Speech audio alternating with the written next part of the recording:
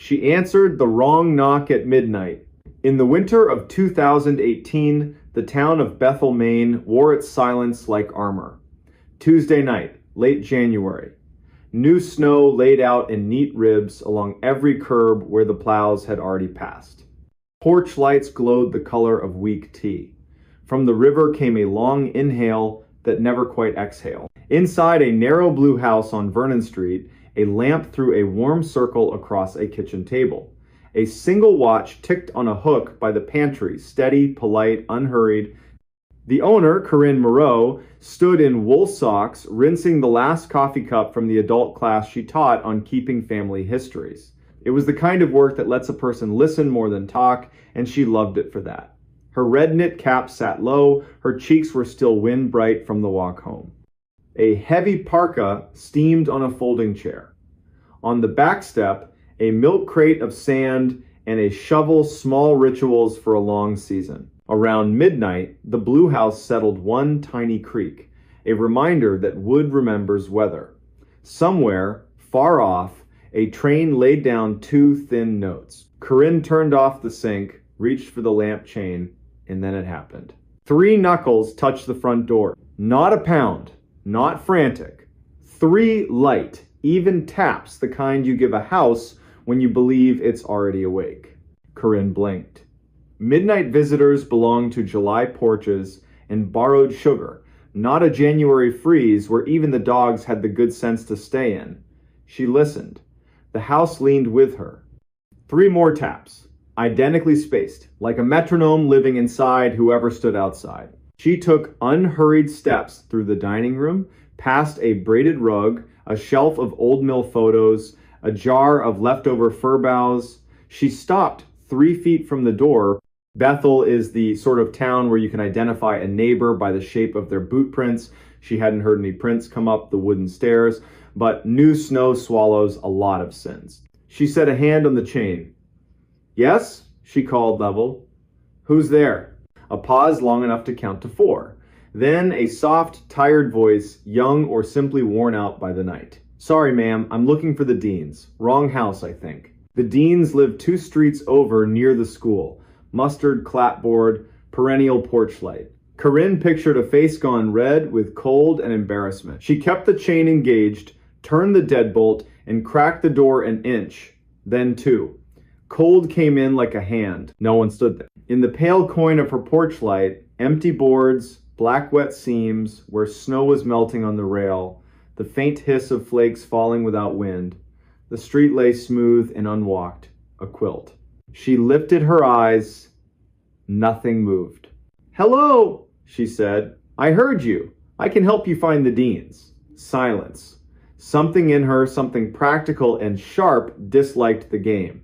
She shortened the chain 1 link and eased the door shut. 3 more taps. Not at the door, at the living room window.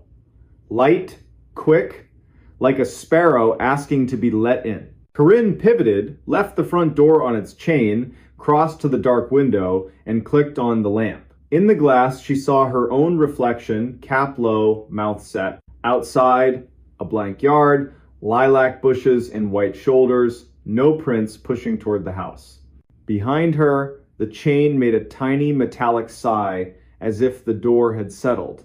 Corinne wasn't a fearful woman, she was a list maker. Lists fix chaos. If there's a problem in Bethel, somebody has a phone number for it. She reached for her mobile, found it under a magazine, and let the screen light her cheek. She considered reasons. A teen dare, a drunk apology, a stranger embarrassed to need help. She flipped the light to flashlight and went back to the door to test the chain. On the second link, the metal popped a bright tiny snap, a necklace breaking. The door opened another inch, not because she pulled, but because the swollen jam had been waiting for permission. Colder air slid inside. The porch looked like static. No silhouette, no shadow, just stillness. The unnerving kind you feel when a familiar room has been ever so slightly rearranged. Stop, she told herself. The door, the night. She closed it, reset what was left of the chain, threw the deadbolt, and put a palm flat on the wood. Out loud. For her own nervous system, she took inventory. Door shut, chain up, deadbolt engaged. I'm inside. Snow on the porch. No footprints. It's after midnight. I'm calling non-emergency now. Rilla at the sheriff's office answered with a flannel voice. Corinne summarized, 3 knocks, wrong name, empty porch, window taps. Rilla took the address, promised a deputy after helping a stranded car on Greenwood Road, and asked if Corinne was alone. Yes. Then, do not open again for anyone you can't see and greet through glass. Understood, Corinne said, and said Rilla's name back to her, because names make long nights shorter. She switched off the hall light and watched her street from the living room window. Across the way, the blue house was dark. Miss Doyen had gone to Lewiston for the week. A camper sagged under a tarp. Farther down, the broker's wire reindeer still stood in their thin fur coats. Snow hushed everything. The heater sighed and fell silent. Shadows stretched, then tightened. Her reflection in the window became a stranger standing too close. She looked at the doormat, no melt. The rail, no hand. A soft shuffle at the back door. She didn't flinch. She moved by plan. The back door had a small square of frosted glass. Anyone became a blur behind it. Corinne set her fingertips on the wood. Deputy? She called, letting the word do some work. If that's you, please speak. The shuffle paused, then nudged left, where the sand crate Saturday. Plastic tapped softly, like a toe on a toy. Fox? Curious neighbor? Someone deciding whether to be decent? A thin snake of cold slid under the gap and wrapped her ankles. She saw herself, from above, a woman in wool socks coaxing her house into staying brave. Please, a voice said, but not from outside, from the dark phone in her hand, a live line hollowness. Please, can you help me? Wrong house. Wrong number. I have the wrong number. She woke the screen. No incoming call, only her outgoing to the sheriff. She set the phone on the counter like it was an egg she didn't want to crack and realized her mouth had gone dry. A glass of water steadied her hands. Her teeth clicked the rim. Small, human, ordinary. The back door knocked again. Not gentle now. 3 careful, even raps with weight behind them. The doorknob twitched, tested, stopped. Headlights washed Vernon Street with white bars. A cruiser idled. A brown-jacketed shape stepped into her porch light and raised a hand. Corinne's whole body let go. Deputy K. Bourdain, tired, decent, stood in snow-dusted eyebrows and a hat that had seen winters before this one. Evening, ma'am. You called about a knock? She told it straight. The taps. The wrong name. The empty porch. The window. The back door. The voice on a silent phone. He didn't smirk. He did the quiet arithmetic of a person paid to stand between strangers and the night. He asked to walk the perimeter. She waved him on. His beam skimmed low, the way you do when you care about tracks more than drama, he murmured to his radio. When he came back, cuffs whitened. He shook his head once. Not a print, he said. Doormat stone cold. New powder should have told on anyone coming up your steps. If they were here, they were careful or weightless. It read like a joke. It didn't feel like one. He thumbed the snap chain like a jeweler. Old metal. January is mean to things that work hard. He left a card. If it happens again, call. Don't open. Even if it says my name, if it knows my name, call twice. He drove off with the small promises that keep small towns upright. Corinne reset the door, stood by the window until the glass grew warm under the lamp, placed the broken link on the table, and said the deputy's name out loud. Kellen Bourdain. The pantry watch ticked once in agreement. Sleep didn't come. She didn't insist. She dozed, sitting up in her grandmother's chair, to the heater's patient cycle and the sibilant peace of falling snow. Morning arrived honest. Plows took back the street with orange mouths. Coffee turned the world 1 degree kinder. Corinne ordered a new chain and deadbolt. The hardware owner offered to drop them by just to have something to do. By lunch, the bright brass was installed and the house breathed easier. By late morning, she'd nearly filed the whole thing under odd but survivable. She phoned the dean's no midnight wanderer. She checked on Mr. Bix, his porch light would stay on. The librarian, honor Bly friend, former student, stopped by with a scarf over her mouth. Rilla says your house tried on a ghost.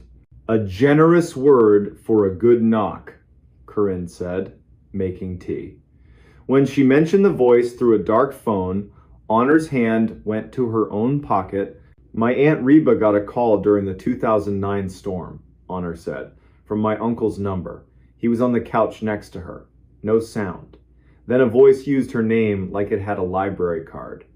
She set the phone down and said my uncle's name twice. The voice said, no, like it was correcting her. Did she believe it? I believed the way she sounded when she finished, like she'd passed a test she never agreed to take. They made a plan.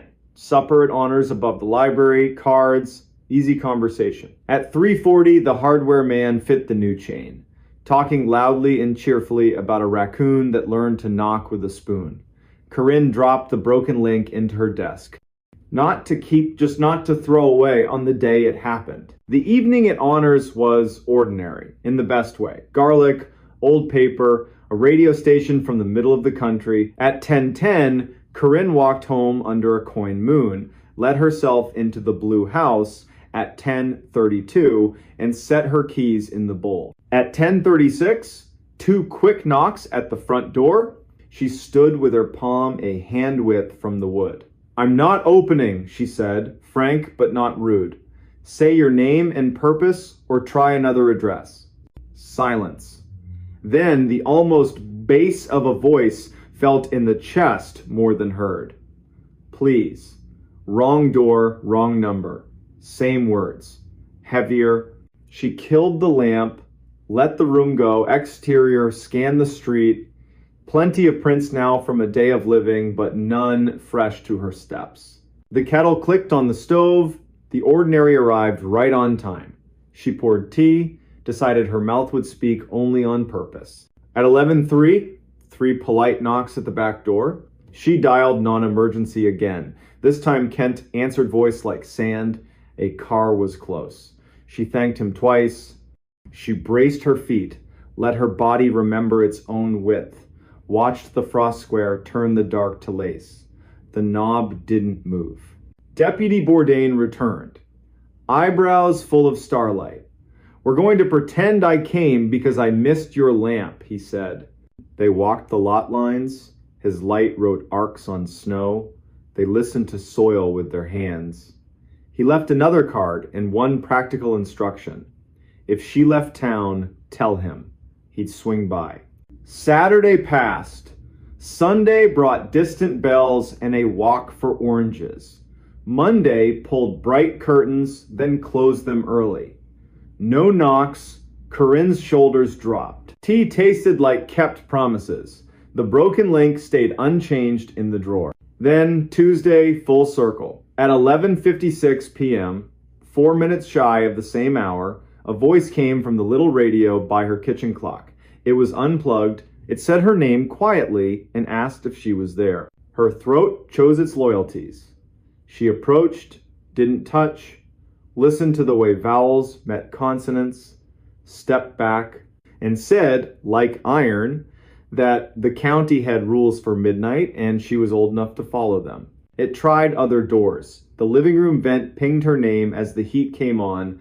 The phone rang with no number. The dead doorbell found its resurrection. Each time the voice asked for a person, not a favor. It tried town names like Keys, Miss Doyon, Mr. Bix, Honor, Rilla. It even tried Kellen Bourdain, as if it had learned the card in her hand. She smiled despite herself. Deputy, she corrected the air. Not tonight. She let the tea go cold. She laid no hand on any handle. She apologized for nothing, not even her stubbornness. At 3 minutes past midnight, she felt it lose interest. The house exhaled. The radio remembered it was a radio. Air moved room to room with nothing to ask. Corinne set the kettle once more, carried a mug to the window, and stood until her reflection looked like a person whose name had been kept safe. Then she slept like someone had tucked a quilt around the town. Over the next week, stories salted Bethel. A woman on North Road heard a screen door open and close for nobody. A late dog walker heard tapping on stop signs like a patient hammer. The mail carrier heard her name from a garage and almost answered before remembering what day it was. No one was dragged into snow. Locks held. People learned one sentence and used it when darkness stood close. Not tonight, not this house. When the river loosened and the sun laid a silver road across it, Corinne and Honor watched the water tell itself a story. They ate pie at the diner and called fine what it was victory. On the way home, Corinne passed the dean's mustard house and thought of that first polite voice. She detoured, set a gloved hand on their rail, and said their name into the wood, a practice she'd adopted, give places back their proper nouns.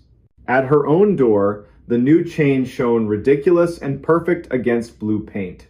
She ran a thumb over it and heard the small metal truth. Tonight will be ordinary. Keys in the bowl. The watch ticked. The heater hummed. The fridge sighed like an old man. From the street, 3 knocks. Not on her door, on the blue house next door, where Miss Doyon's son-in-law was picking up the last of her winter clothes. A harmless sound, not a summons. Corinne felt sudden tears. The body likes to test itself and then be returned to ease. She laughed Small Bell back in tune and said the sentence she meant to keep for every winter that followed. We don't answer the wrong knock at midnight. We count it.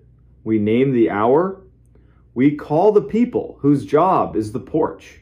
And we keep our names warm inside our mouths until morning reminds every room who belongs where. In spring, when the town smelled like wet earth and hope, Corinne swapped the fur for tulips, oiled the hinges, watched the river take its time. In summer, she carried the broken chain link to the bridge and tossed it in. It flashed once small, bright fish and vanished. She stayed to listen to the water write its own sentences, wearing the quiet expression of someone who had been invited to a test, had closed the door gently, and had chosen again to stay. He followed the voice in the woods. In late November 2016, a small Vermont town quietly changed the rules for how you answer the dark. Friday night.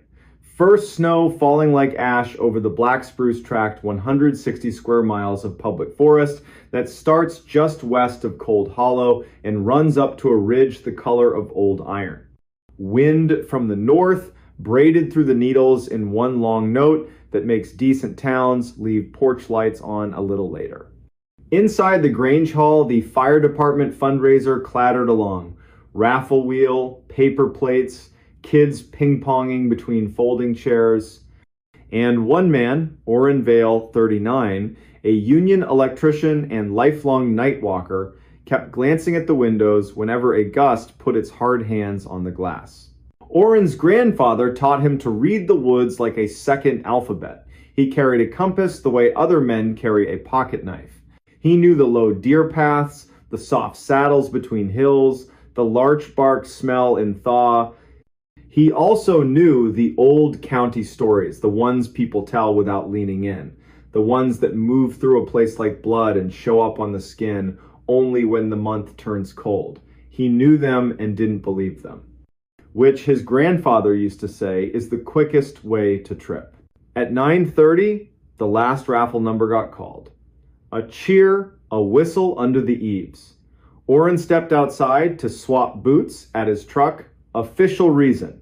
Real reason, listen to the night. Sky with that pale pre-storm glow that shows up 5 minutes before the real snow decides to get serious. He tightened his laces, looked beyond the last lit porch at the forest's black shoulder. That's when he heard it. A word as soft as an unfinished thought. Hello! He locked up like an animal when a twig snaps wrong. Then a short laugh at himself, shake it off. Your name is not written in the air. Street still ordinary. A plow truck idling on the corner, TV glow in a window, boots crunching frozen grit. Nobody else stopped. He headed home, head down against the fine sting. At the seam where the last streetlight quits and the road becomes suggestion, the voice returned, clearer, from the tree line. Oren, truck radio bouncing off metal, teenagers behind the mill, or just the human ear, born to fall in love with the shape of its own name. He didn't speed up, didn't slow down. Turned into his drive, hand on the knob, door opened, and the room, warm, yellow, smelling of dry wood and laundry soap, closed around him like a decision. Tea, boots off, house creaking as it accepted the cold.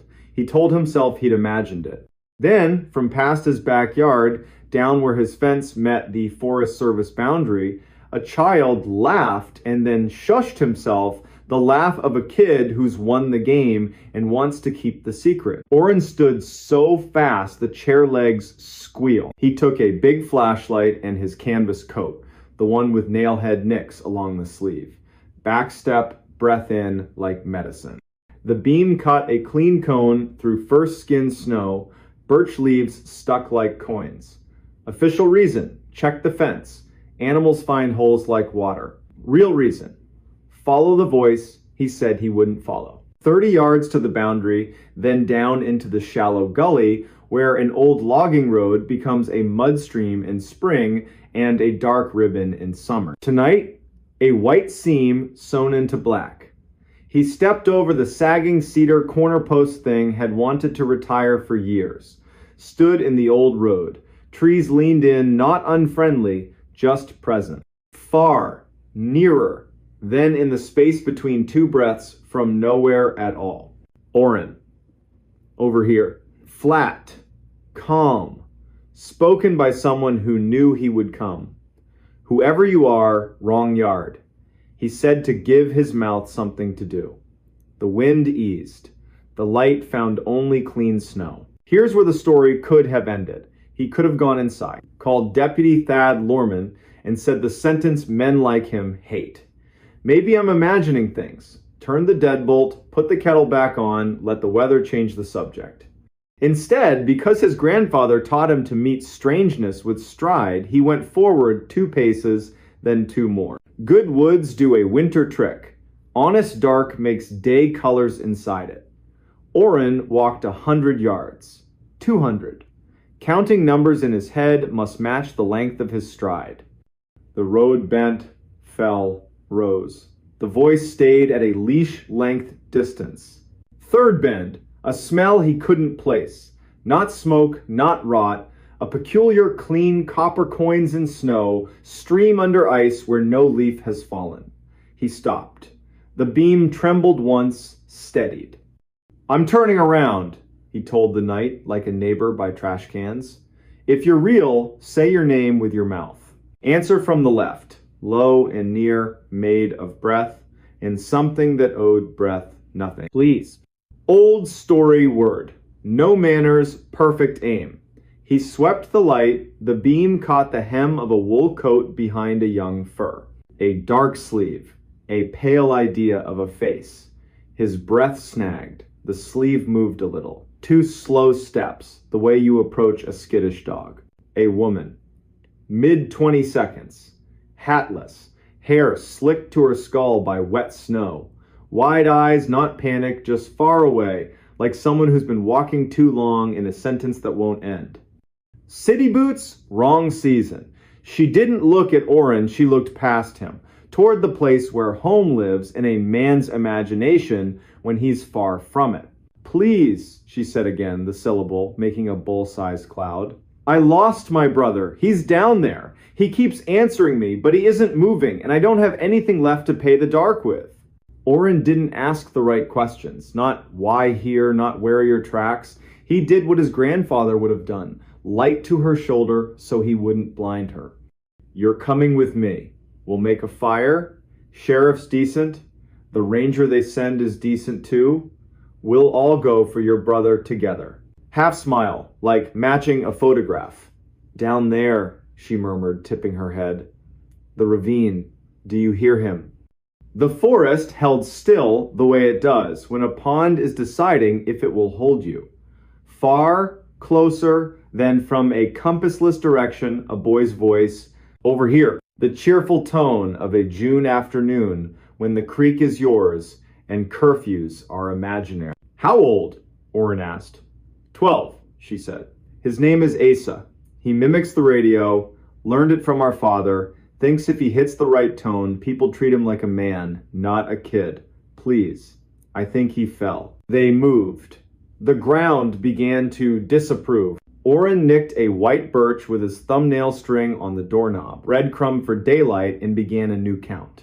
Short numbers you use to tie yourself to yourself. The land broke, narrow gash, choked with blowdown, bottom a slim black promise of water. Orrin crouched, felt for purchase, chose a route that wouldn't let the night right itself without him. You wait here, he said, and pushed light into the dark. Halfway down, breath to the left, rustle to the right, and up ahead. Here, the boy said, and rapped twice like knuckles on a plank. Boot slipped, shoulder caught. Breath rode back into his chest like a stranger. I'm coming, he said. Tell me your name. Same sunny broadcast voice. Asa Vale. Wrong. Valley in a mouth that small? He looked back. The beam sketched the woman from the knees down, the slope eating the rest. She hadn't moved. He couldn't see her face. Asa, Orrin tested the tone you use with a dog proud of its one trick. Your sister says you fell. The reply came from 3 places, one after the other, like a round sung wrong. I fell, I fell, I fell. Clean cold slid under his coat like a hand. He turned right. Light found an old plank bridging the cut, the kind loggers tossed down for a shortcut. On it, a pair of gray glove liners, small. Beyond it, a moving black that breathed. The voice came again, now behind him, now from the far slope, now from under the plank. Sweet, teachable, wrong. Orrin. Hello, he tried. The last courtesy of people. Nothing changed. One careful step uphill. Another. The woman's boots stepped back to make room, silent as sleep. He put the light on her face. She let him. Very dark eyes, very dry, not cold, not warm. She looked like a person photographed in an eclipse. We're going, he said, level. He climbed past her, back to the old road, and did not run. Kept the beam 3 steps ahead, made sure the ground didn't decide to turn trickster. He said soft, the name of his grandfather, the ridge, the stream, the man in town who could fix anything with a coat hanger. That's how men like him pray. The voice followed at the same polite distance, calling his name, then trying other names, one by one, like a radio dial. Mael, Thad. His father's name, the one he hadn't heard aloud in 10 years. Shape, correct. Weight, wrong. The hair on his arms tried to grow a second coat. Fence. He stepped wrong, caught his coat, cursed with relief. The light washed the line. Trees were trees. Night was night. True snow now, steady and adult. On the stoop, from just the other side of the glass, the boy knocked his small knuckles against Orrin's name. Please. Inside. Back against wood. House decided to keep him. A short, embarrassed laugh. He'd forgotten the world has edges. Flashlight down. Phone up. Dispatch picked up. Torrin recognized the voice. No staircase of questions. Need a courtesy drive-by, Orrin said. Something at my north line in the tract. A kid, or not. Send Thad. Tell him I'll stand on the stoop like a fool until his lights hit my fence. Sergeant Thad Lorman came slow, because slow bleeds pressure out of nights like this. The light bar painted the trees blue, red, white, a cheap, honest carnival. Thad listened to Orrin tell it with the part of his mouth that jokes about fear and the part that doesn't. He nodded. If it's a kid, we help. If it's not, we're not feeding it names we care about. We wait till morning. Ranger Ilsa Peregrine will bring a map, and that way she has of seeing ground that doesn't want eyes. Orrin dozed badly. In a chair, boots on, long light pointed at the back door like a promise. Woke at 3, then 4:30, to the kind of quiet, good towns keep as a favor, to people who worked till midnight. Morning, polite sheet of snow on the yard, no fresh tracks. Dressed for work he wasn't going to do, drank doctor-ordered coffee, met Thad at the fence. Ilsa arrived 10 minutes later with rope and calm. Ilsa Peregrine had the patience of someone who's pulled people out of rivers, trucks, and bad ideas. She let Oren map the night with words, asked 2 questions, had him repeat the glove liners and plank bit. Then we'll walk to your nicked birch and the lip. We won't drop below without more bodies and a line. We'll bring a bell. We will not call names into the ravine. We won't teach the woods our voices. Do what I do. They walked the old road like a small procession, remarking only on the practical downed limb, slick spot, this looks fine and isn't. At the birch, she saw the thumbnail nick and gave him a coy's small nod. At the lip, she set a glove down, put her ear over the edge, listened like a nurse, eyes closed a moment. When she opened them, nothing in them was darker, but something inside had locked its door. The bell, she said. Thad, stand back, palms open. Think about your wife saying your name on a normal day. Oren, think about your mother saying yours. I'll drop, we'll listen to what the ravine does with it. Little brass counterbell, line to wrist. She lowered it into the cut, tapped once. Sound went down and became shape. A second, softer ring came back, a beat late dutiful mimic, pleased with itself. Exactly what she expected, exactly what she didn't want. Another pattern, another shy echo. She drew the bell up. We back out, she said. Return at noon with 5 people, a net, and the kind of logic more eyes bring. We don't talk loud about this in kitchens. We don't make it a dare. Mayel will call the mothers who woke sick today and confirm their boys are where they belong. Oren, go to work. Don't walk too close to windows. Keep your head. For 3 hours he tried. Mounted a panel, fixed a ground, listened to the radio gripe about roads, and a woman in the next county who kept a goat in a Subaru all winter. At 11:40, Mayel called. Slowly, no punctuation. Every kid accounted for in Cold Hollow, the next 2 towns, and the next one after that. Only one mother admitted to a bad feeling her college-age daughter had forgotten to text goodnight. The girl replied, at 9, friends dragged her out. I don't mind being the woman who makes these calls, Mayel added. At noon, Ilsa returned with 3. 2 retired SAR.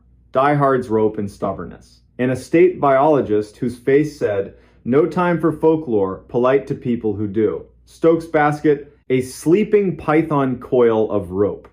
Thermal scope, rode again. Practical commentary only. At the lip, scope warmed. Ilsa panned slow. Pause. A private smile. A frown. 2 small hot spots raccoon. 3rd signature doesn't behave. Warmer than air. Not moving, not shaped. Could be a rock remembering yesterday. Could be a hole trying to be a mouth. Could be nothing. Rope went to a jack pine who knew how to hold. Eulalia Pike tied knots like a magician. Holly Kempt tended the tail and told the rope jokes. Ilsa clipped in, checked gloves, looked at Oren. If I say walk, you walk. If I say sing, you sing. If I say back, you're halfway to the fence before I finish the word. Do you understand? Yes. She went over, no hero, just a person who rations courage by the cup. The basket followed, empty. Holly paid out, Eulalia counted. Thad kept palms open. Oren murmured the names again. The wind pressed its shoulder, then backed away, embarrassed. At the plank, Ilsa set her hand on the wood, didn't cross. Leaned, looked. The ravine hummed like a refrigerator in an empty house, steady, unashamed work. Her voice rose, clear without being loud. I see a glove. I see a hair tie. I see a shape that might be a bag or water. Acting clever. No body, no tracks. Mud's wrong. Too smooth for this time of year. Holly net. Down it went. She opened it, set it in the water, drew it slow fishing for a rumor. At the board she made a small sound, what you make when something lands in your hand that wasn't meant for you. A tape, she said. Cassette, labeled with a child's name. Ink bled, not a local surname. First name, maybe. Into a dry bag like a heart, looked left, right, beyond. Bring me up! At Oren's picnic table, Ilsa set the bag down. Holly opened it with thumb and forefinger reverence. The cassette slid onto a towel. Label. 3 stubborn letters. A smear. Another letter, a curl like the start of a V. A backward S someone had tried to fix. We take this to the county, Ilsa said. We don't play it at anybody's table. We don't invite it to speak until we decide who's earned the right to hear. Orrin with me. Thad, drive the long way and stop at every porch where a mother is watching the window too much. Say the sentence that helps. Eulalia, Holly, pie at Mael's. Tell her nothing but that the rope behaved. County building, gray carpet, binder smell. Tape on a clean towel. Evidence tech, Poe Dunnett, a kind face and an anvil name. Step back half a step, then forward. Gentle resurrection deck. Lid down like tucking a child. Play, hiss. A room trying not to be a room. Boy's voice high, those long rural vowels. Hello, he chirped. To whoever finds this. You're smarter than my uncle. He thought this was a good place to hide it. I thought it was a good place to make him pay attention. Orrin's hands went cold. Ilsa folded her arms.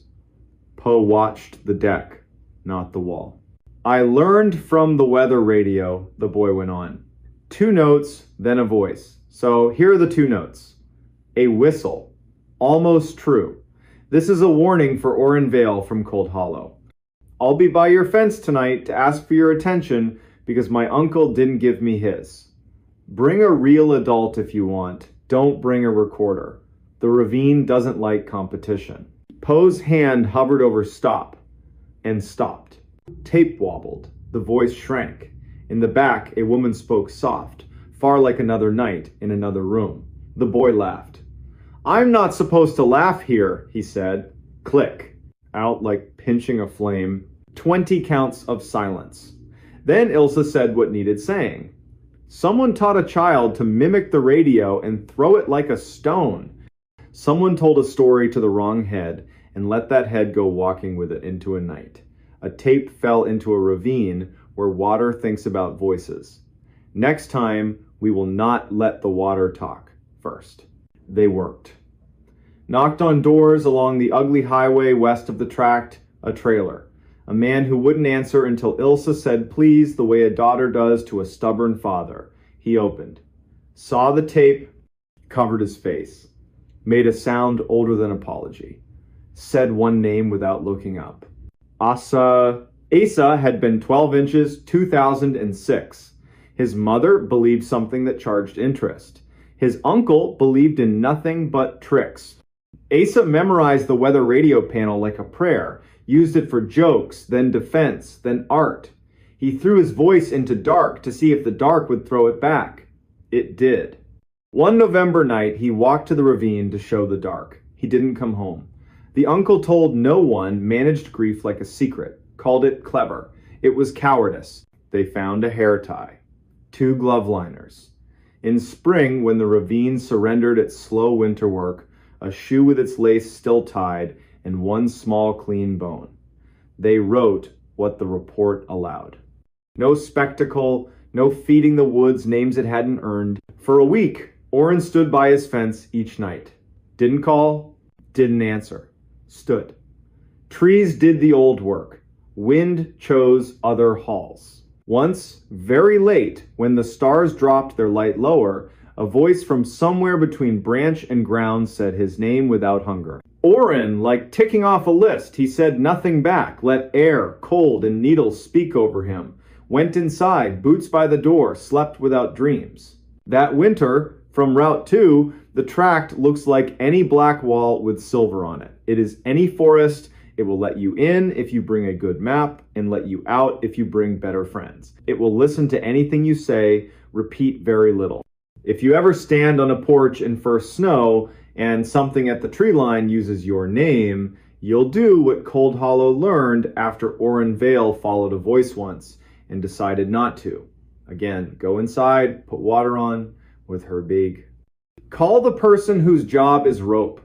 Don't teach the night the words daylight will need. There are always voices in woods where wind earns its wages. Some are weather, some are water under ice. Some are branch and bird, wearing a rhythm our heads mistake for language because language is the rhythm we got to reach each other. And some are something else, a debt you pay by sitting still while the professionals work.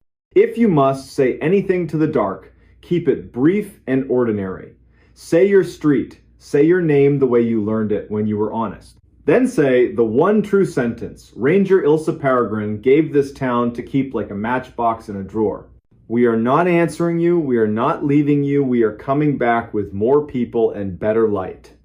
The recording that should have never been played. Late September, 2013. Central Kansas.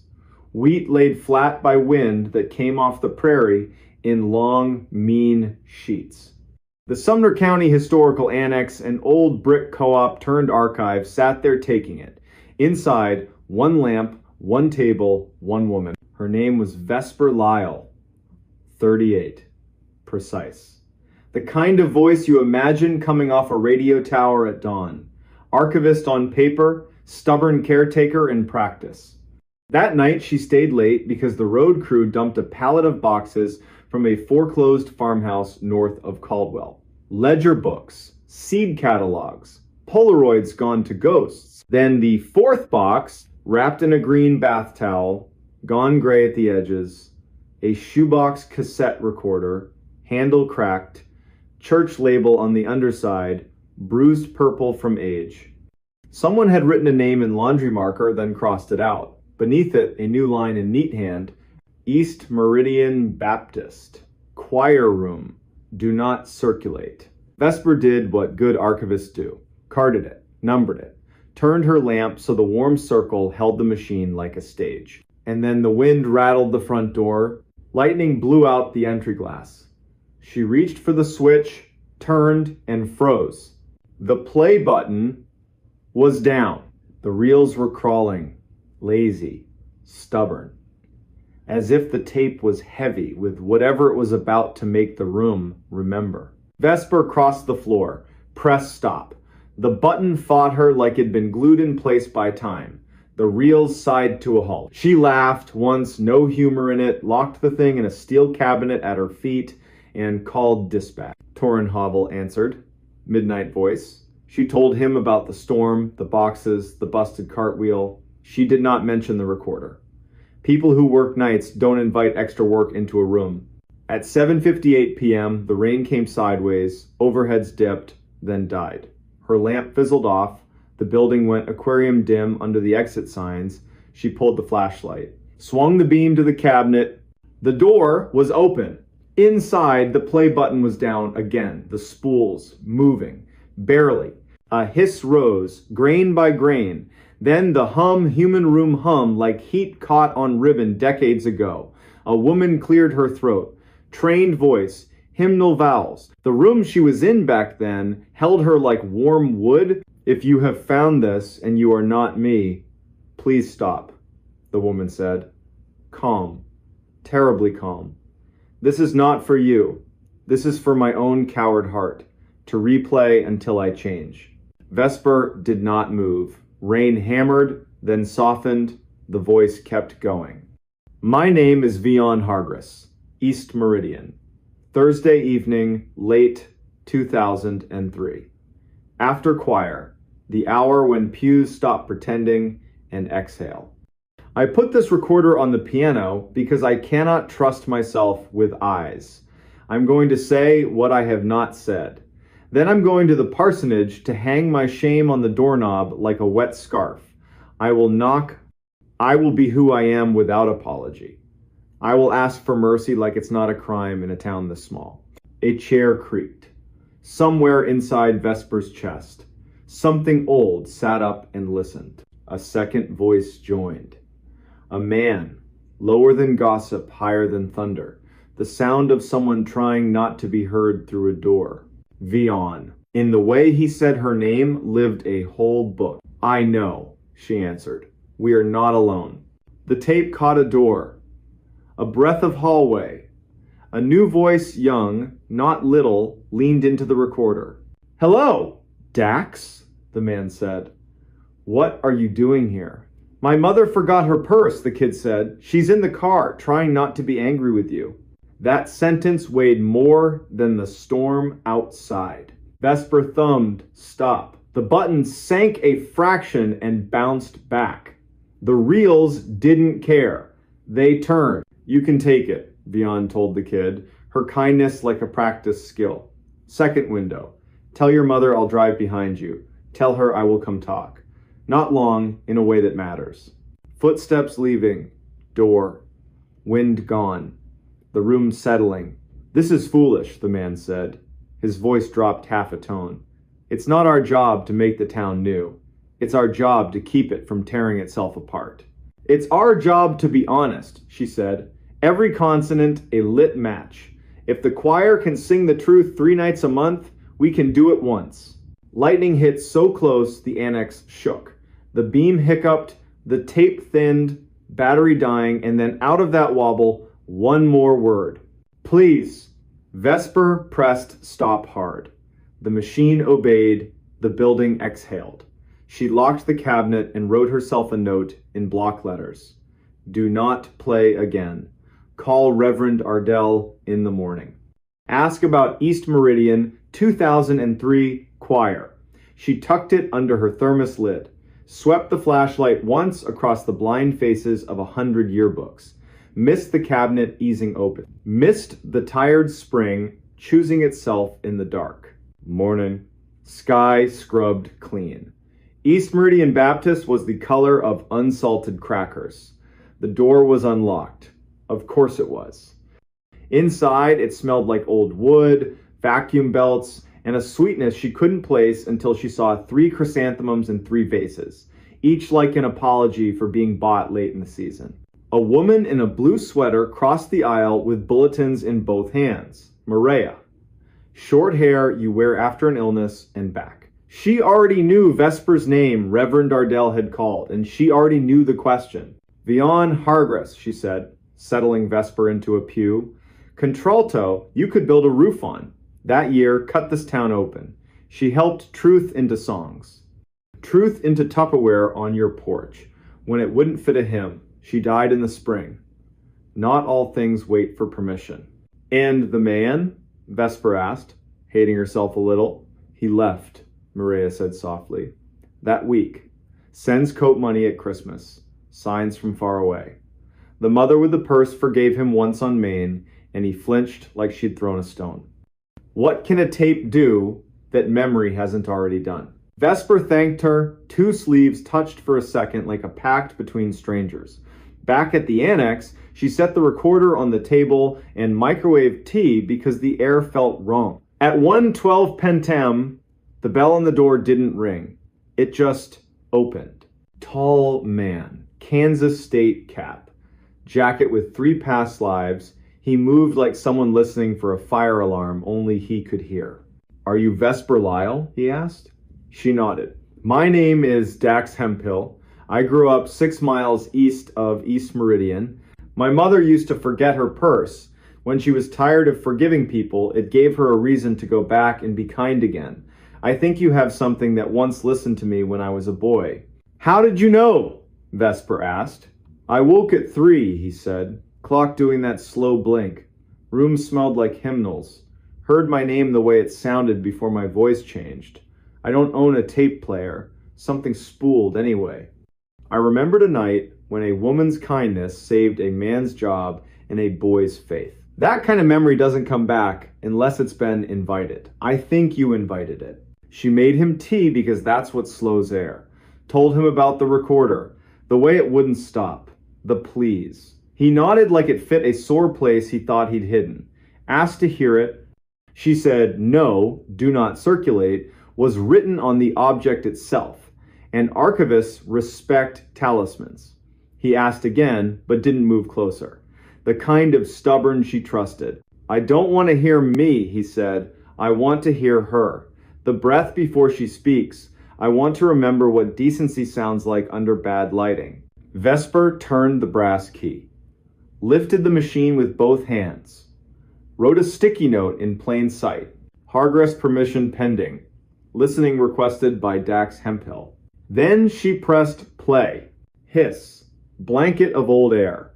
Vion again, scratch brave. If you are not me, stop. If you will not stop, at least do the kind thing and listen all the way through. I am done being half brave. The machine jumped ahead on its own, like it knew where today needed to land. Back to the two voices after the kid left. Tires over road seams. We cannot, he said. We must not. You will kill what mercy they have for me. We can, she said, steadying him by syllable. We must. Do you think the Lord is confused by us? He said her name. She said his. The tape spared the names. Names belong to kitchens and porches, not cassette spools. The room on the tape breathed wood, carpet, a beat-to-death piano, a hymn board with 4 numbers that looked like a secret only children can't crack. Then a knock, not on the room's door, on the recorder. A tiny mosquito tap, a fingernail keeping a body from saying a big thing. Dax flinched. Vesper's eyes swept the annex. The annex held its breath, the way a building remembers why it was built, to store dangerous things gently. Vesper didn't stop it. Sometimes kindness is letting a sentence finish. Fine, the man said, with funeral tiredness. Fine, we will be what we are. Names in the paper. Second pew, let the looks do their best and fail. We will put our child, he stumbled, then finished. Our child in the nursery when it cries. We will take turns walking it. We will call my mother and tell her the right story. We'll give your mother the same gift. We will be small for a season, then we will stop being small. The piano wood made a sound like grain turning to meet a new angle of attention. A hand set down. Someone breathed, oh. Static braided tight. Speed slid the way old tape does when a gear hesitates. Vian came back one last time, urgent. If you are me, do not be a coward. If you are not me, do not make this a fable and sell it to yourself. This is not a ghost story. This is how to live. Click. Silence put its palms on everything. Shelves redrew their edges. Pencils remembered their jobs. Outside, the storm was now just damp behind the clouds. Dax covered his face with both hands. Vesper looked at the machine and thought of cellar jars with masking tape dates opened when the garden forgets its name. She hammered stop until stop decided to be true. Then came the work. Permission to request. A call to a woman 3 counties over who still carried the Hargress name and who, when she heard, said she had been waiting for that tape the way Valley people wait for apricots in June. Restrict access. Update the finding aid. Replace the sticky with a letter. And for 1 minute, they let the room have them. Archivist and stranger. Woman and man. 2 people sitting still, while an old backbone straightened inside a machine. Word got out anyway. It always does. Pickups. Break rooms. Space heaters. The story got wrong fast. A curse, a warning, a revival. They said it was a tornado siren played backward.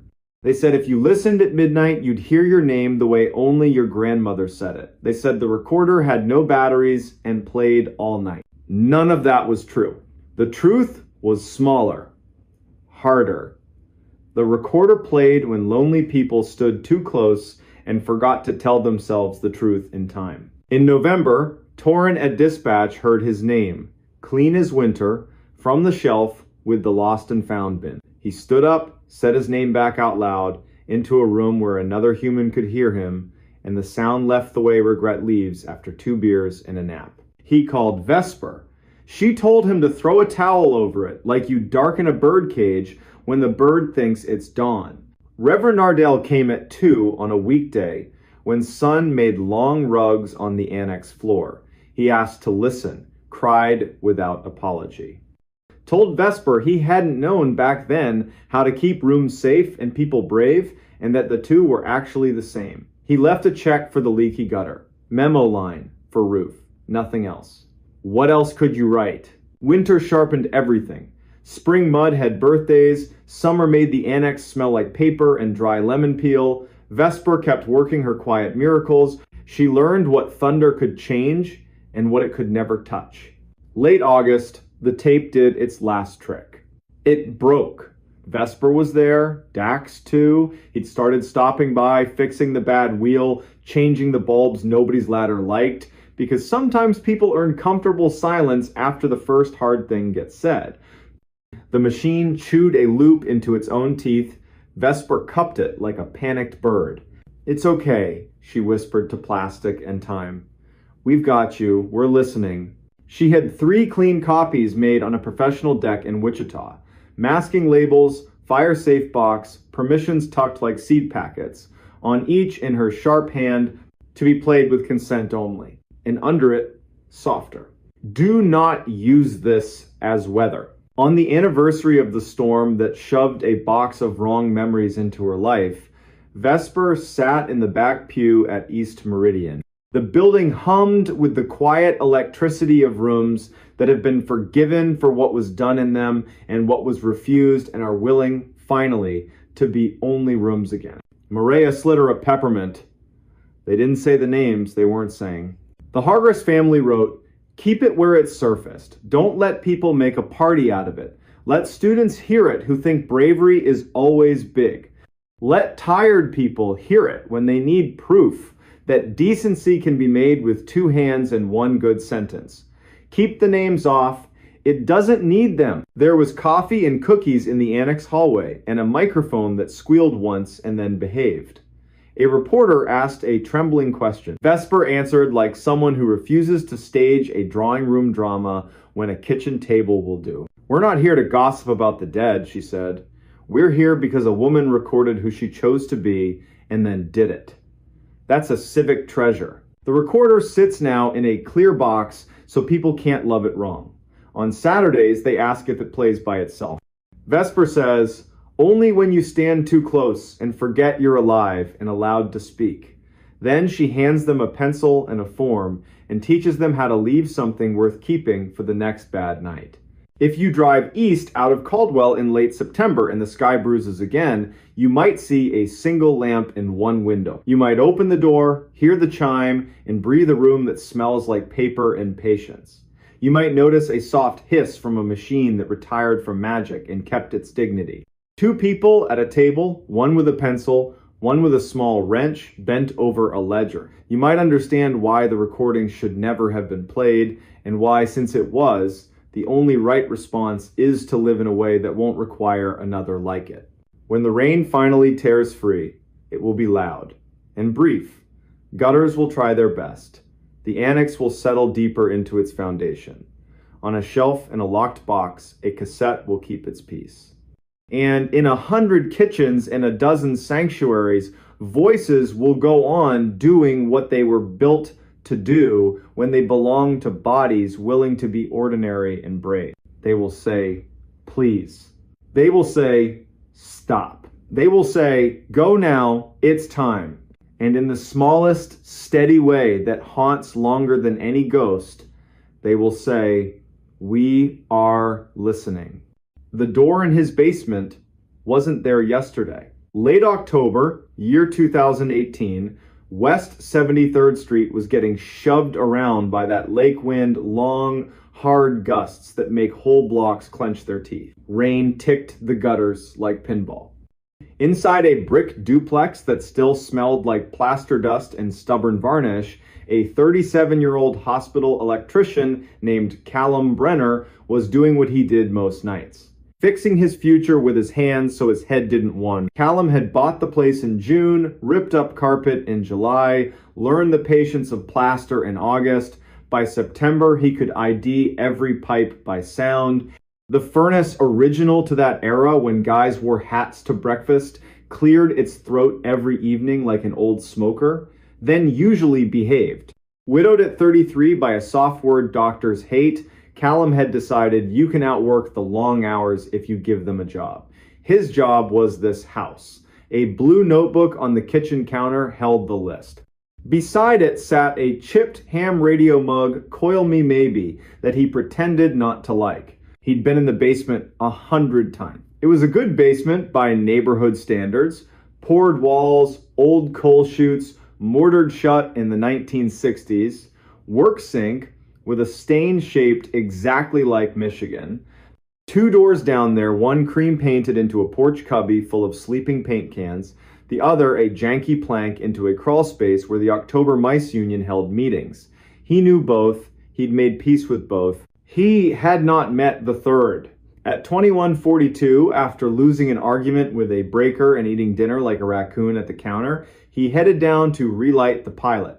He liked that moment, the polite click, the soft whomp winter delayed by a thumb. He rounded the stair, set his phone on a joist for light, looked up, and stopped, like someone was dimming him instead of flipping him off. There was a door in the west wall, not a door he must have missed. Not boxes stacked weird. He'd scrubbed that concrete in August with vinegar and a bad attitude. It had been wall. Now, it was a door, same in different cream as the other trim mortise latch, casing with the exact roller lint pimples from some distracted owner 3 tenants back. A strip of blue tape was slapped across the brass like a utility tag. It even crunched under his knuckle when he knocked neither hollow nor solid. A hotel of a sound. Callum said it out loud. Because good rooms appreciate honesty.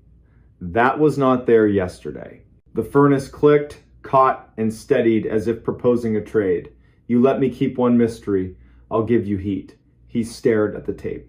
It said utility in tiny letters and a number no department in Cleveland uses.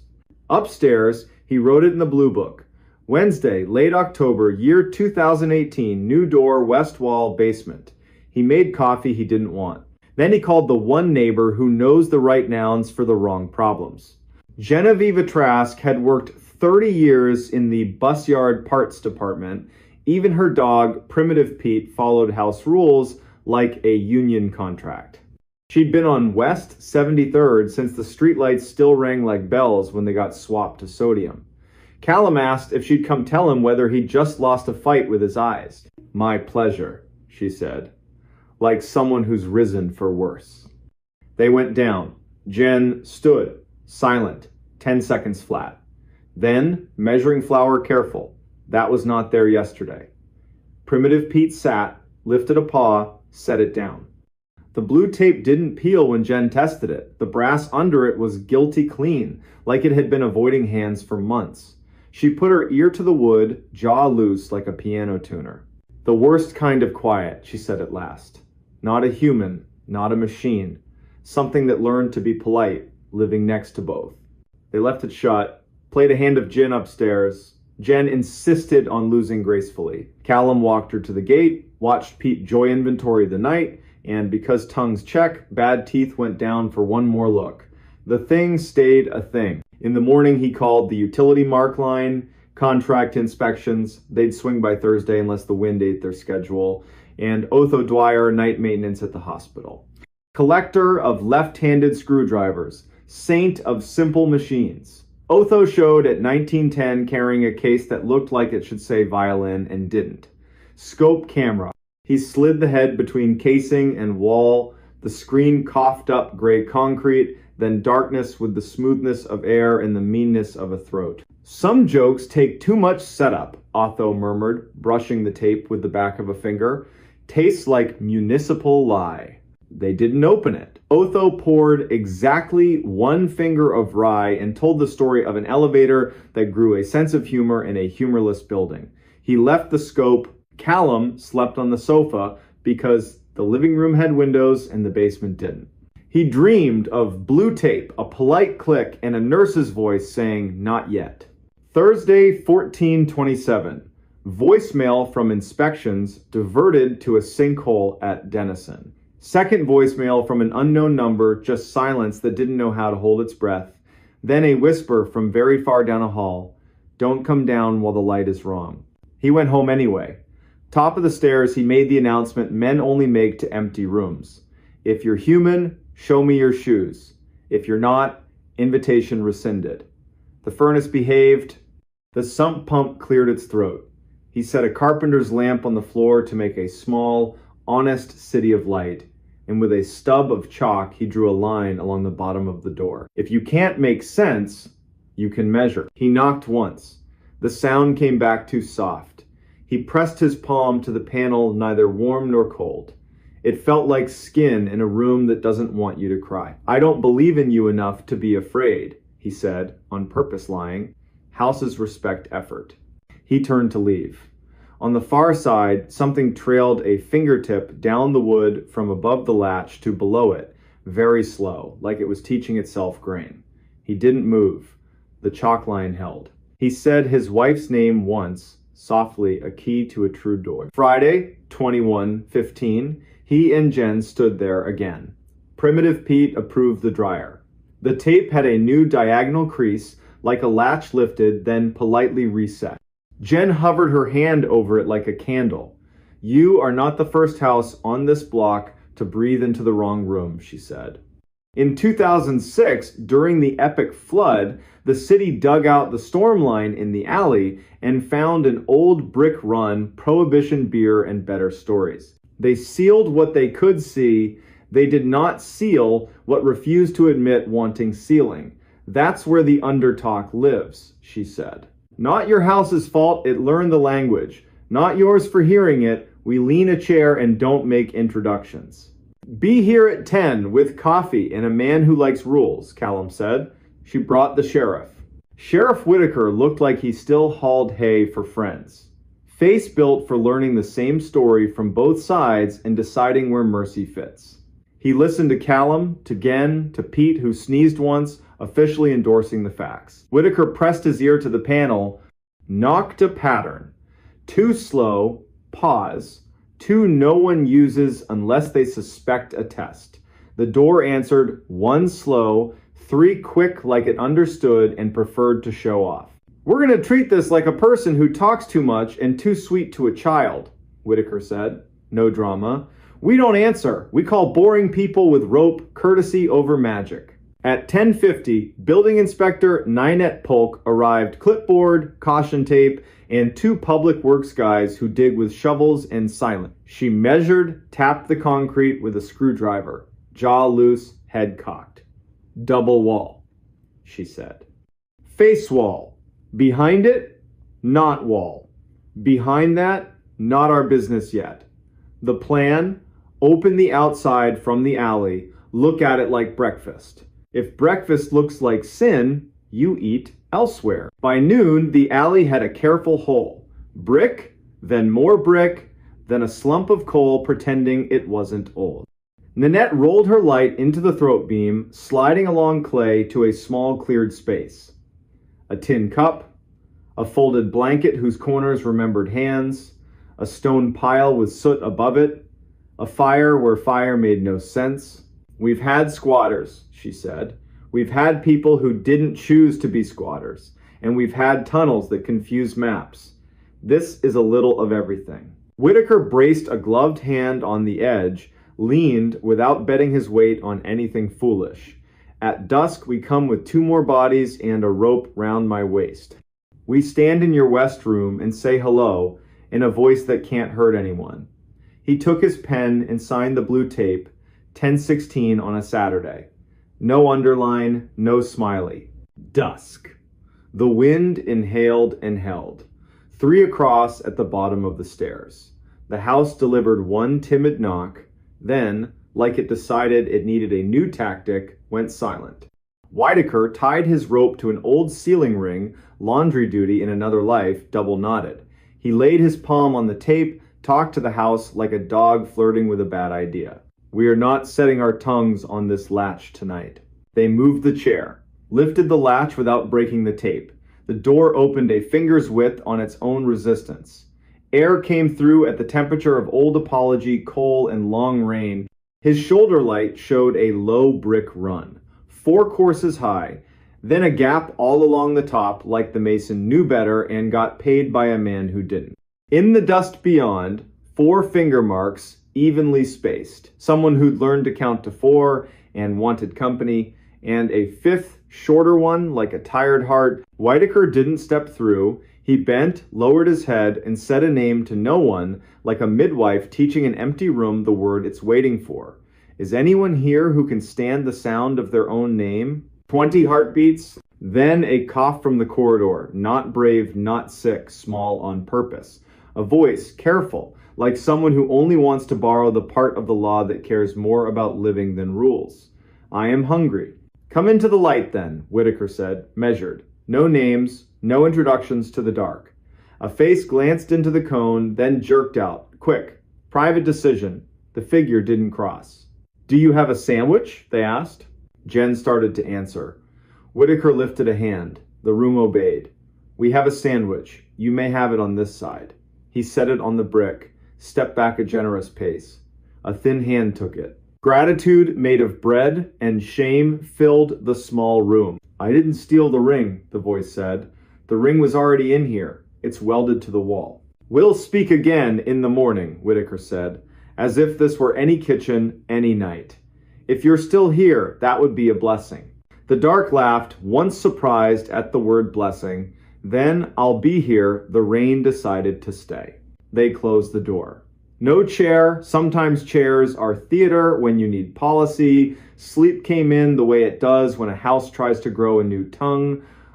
Morning, the chalk line had a clean nick where the door had opened and closed. The tape now had 2 creases. In the alley, the little camp had a second cup that hadn't been there.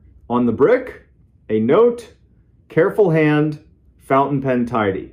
Thank you, I won't be here long if you leave it. I know the way that does not ask you to break your rules. I followed voices, and that was my mistake. I am leaving now by the other mouth. Nanette read it, folded once, bagged it, dated it in words events like this should resist numbers. Sometimes people want a story, she said. Sometimes they want a door that says, no, we'll build you the second one. They hired masons from Ohio City argument-winning walls. A second wall went up in front of the first, tied with rebar that enjoyed its job. They pumped the crawl with flowable fill. Fill is kinder than concrete. Cut a new drain to the alley with the city's blessing, which almost never happens and did. They left the door hung for the sake of the room so a man, mug in hand, a year from now, could touch a latch and remember that fear behaves when it isn't fed. One Sunday in December, after the work and after the lake found its winter voice, Callum stood at the bottom of the stairs, set a sandwich and a thermos on the brick. No speech, no theater, listen. The house was just a house. You don't get to grow a new door without telling me first, he said, mostly to make the air file the sentence somewhere. Winter settled. Primitive Pete suffered boots. Jen taught Callum to let houses tell their little understories without volunteering his name. Whitaker sent a holiday card with a knot on the front. Otho reclaimed his scope, pretended to be offended at how clean the lens came back. Nanette drove by twice in January to make sure the wall looked like it meant it. In spring, the city found more legacy brick down the alley and filled that too. The report used the word legacy like a period. Every now and then after midnight, wind slides between those houses like a memory that learned to walk. The furnace coughs a sound you could mishear as a polite knock. A man stands in his basement with his palm on a harmless latch and says the names of the people who made a strange night decent: Genoveva, Otho, Ninette, Whitaker, and the name of the woman he loved, because names are keys, and grief is a door you don't open so much as a company. Then he turns out the light. Basements have long jobs. They don't need help from shadows that think they're clever. If you ever buy an old house in a city that keeps secrets under its sidewalks, you might wake up to a door where plaster swore no door would be. You don't owe it curiosity at midnight.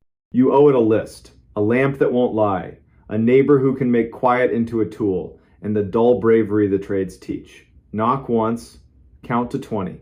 Call someone with rope, and if a voice on the other side calls your name like it's entitled to it, remember the single sentence that carried an ordinary man and his unremarkable house through a night when the city tried to breathe through his wall.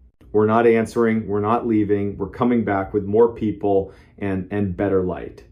He moved into a house that wasn't empty. All right, today's story takes place in a quiet Hudson River town, late October 2021. It starts like a normal move-in. It does not stay that way. Rowan Kell is 37, lean, practical, the kind of guy who has carried other people's boxes for years and finally gets to carry his own. He buys a tall, tired Victorian on Wemple Street widow's walk, slouching porch, stained glass over the stairs. On paper, the house has been empty for a season. Before that, a retired school librarian lived here. The listing says, charming details. It does not list the other detail. Listings never do. Night 1. The Hudson is dark as melted iron. A freight moans across the bridge. Leaves drag the gutters. Rowan backs a rental truck to the curb, sets a hand on the rail, and feels old paint give. Inside smells like dust and lemon oil. The floor has that note old houses sing when they map where feet prefer to travel. He makes a bed, sort of. Cooks eggs in his grandmother's pan, eats by the open kitchen door. To the west, wind chimes, arguing with themselves. To the east, a radio playing Old Soul so quietly it feels like someone pacing a kitchen. 11:48, he takes the trash to the alley, inhales the cold. A cat posts up at the fence like a bouncer. He laughs, goes in, deadbolt, chain, lights off except a small lamp in the front parlor. 12:17. From the kitchen, a drawer opens, wood on wood, soft, then closes. He's not asleep, he's in that new house mode where your brain catalogs every sound like pop quiz questions. The drawer again, same speed, same breath. A single spoon ticks the divider, like a hand lifted it, weighed it, set it back. Rowan breathes, runs the script. Houses settle, pipes rehearse, mice sound huge at night. He pads in on cold boards. Every drawer is flush. The counter is polite and empty. Moonlight makes a pale square on the table. He opens the top drawer and shuts it, imitating the sound. Okay, brain, there you go. He puts water on for tea because people who aren't afraid make tea at midnight, and that's when he sees it. On the pantry door, shoulder height, a little wax circle, a fingertip habit mark. Years of touch, wiped and redrawn. Not fresh, not ancient, just used. Morning is chores, locks, heat, chimney. The locksmith, Nate, admires the old brass and swaps the cylinder.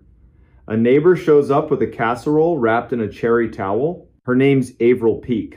She bakes when weather thinks too hard.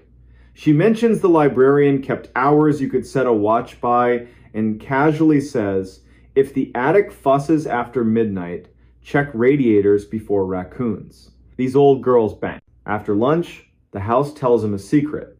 In the coat closet, his elbow finds a seam. He presses. A narrow panel sighs open steep servant steps between pantry and the back corner upstairs. He shuts it, opens it again, because that's what you do when a wall suddenly becomes a door, and dusts the threshold to see if anything uses it later. That night, the river breathes colder. He writes a list at the kitchen table. 12:20. Toothbrush in his mouth. The dumbwaiter slides 2 inches and stops. Rope creaks, goes still. He watches the pantry door in the mirror until the fog clears. 1:44, he wakes to the smell of toast. The toaster is unplugged. He quietly laughs at himself and rolls over. Day 3. Riverwalk, hardware store, Goodwill drop.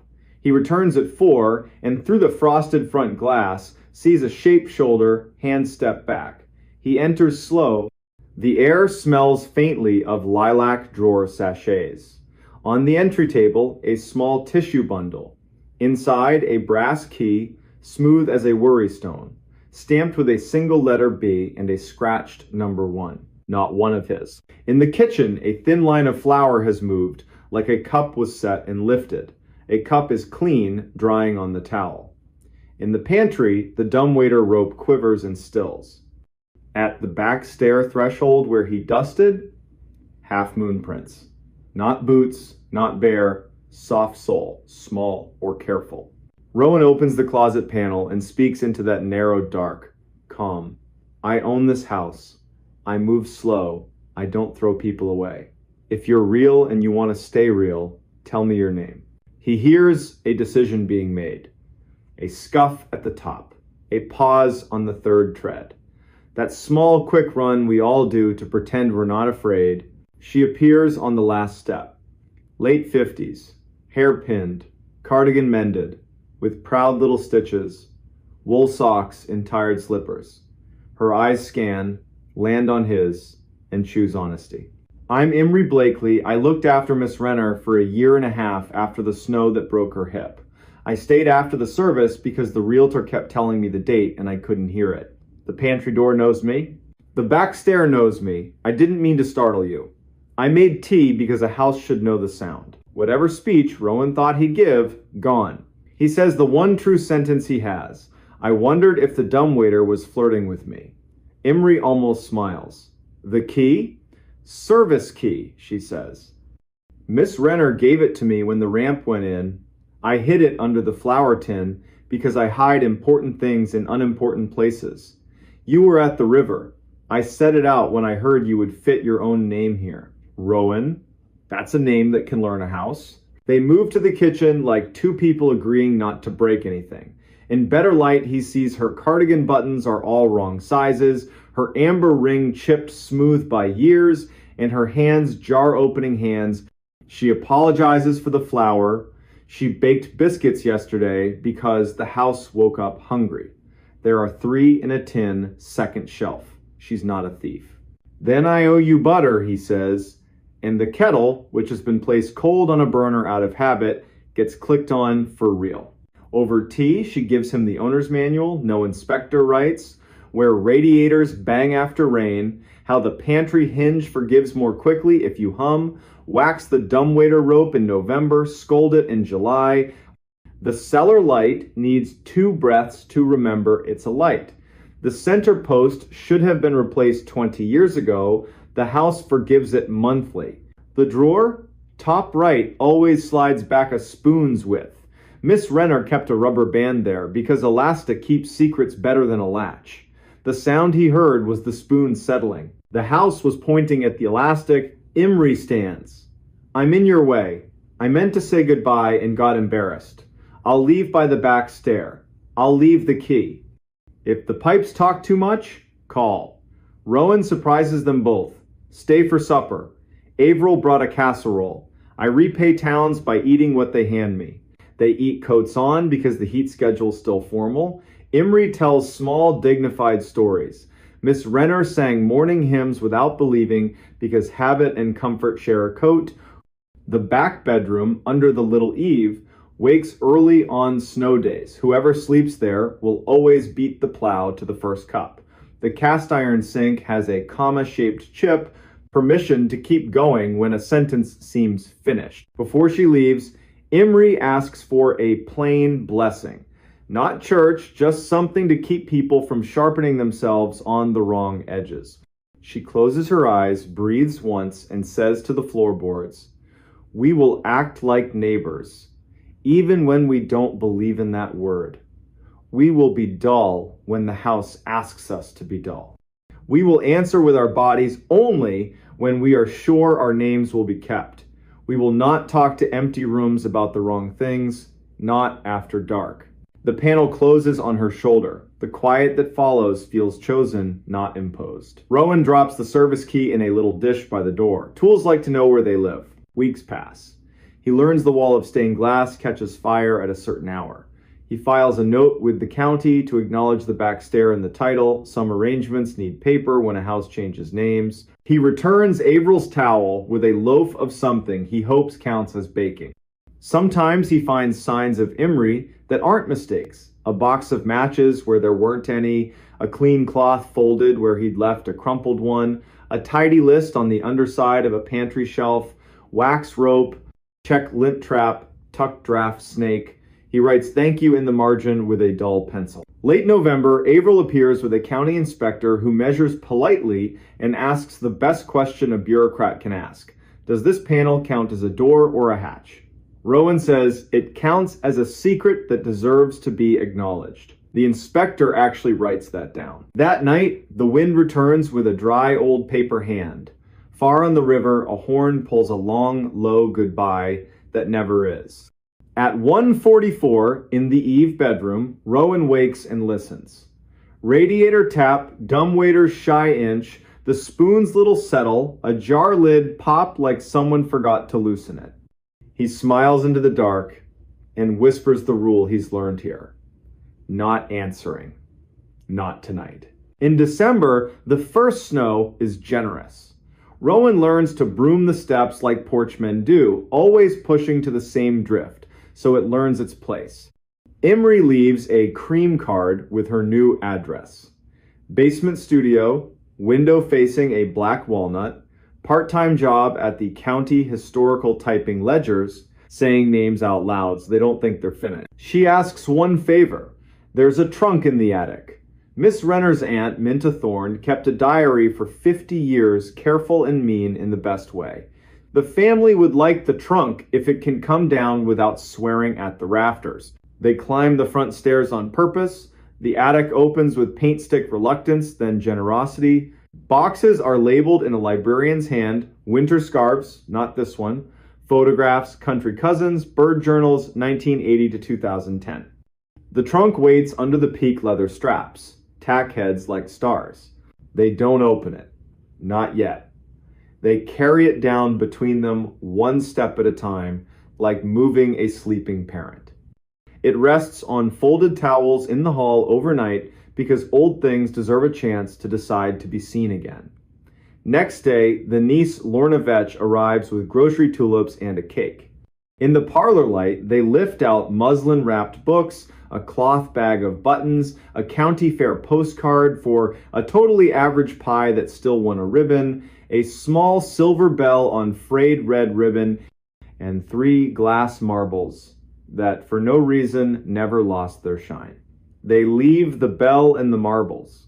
The books go with Lorna. She cries. No one apologizes. Imri thanks the air and without looking at Rowan, squeezes his forearm. This house could have eaten the trunk. You didn't let it.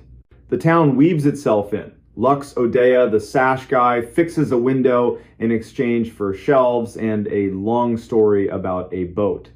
Avril brings a pie when the weatherman says icy mix.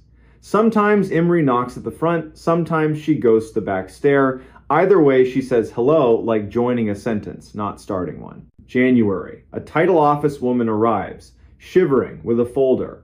We're filing a small correction. Our system dislikes a door inside a closet. We're trying to teach it manners. She looks past him once, homesick, and says, My mother used to tell me, the walls aren't thin, honey. The walls listen. Be boring on purpose.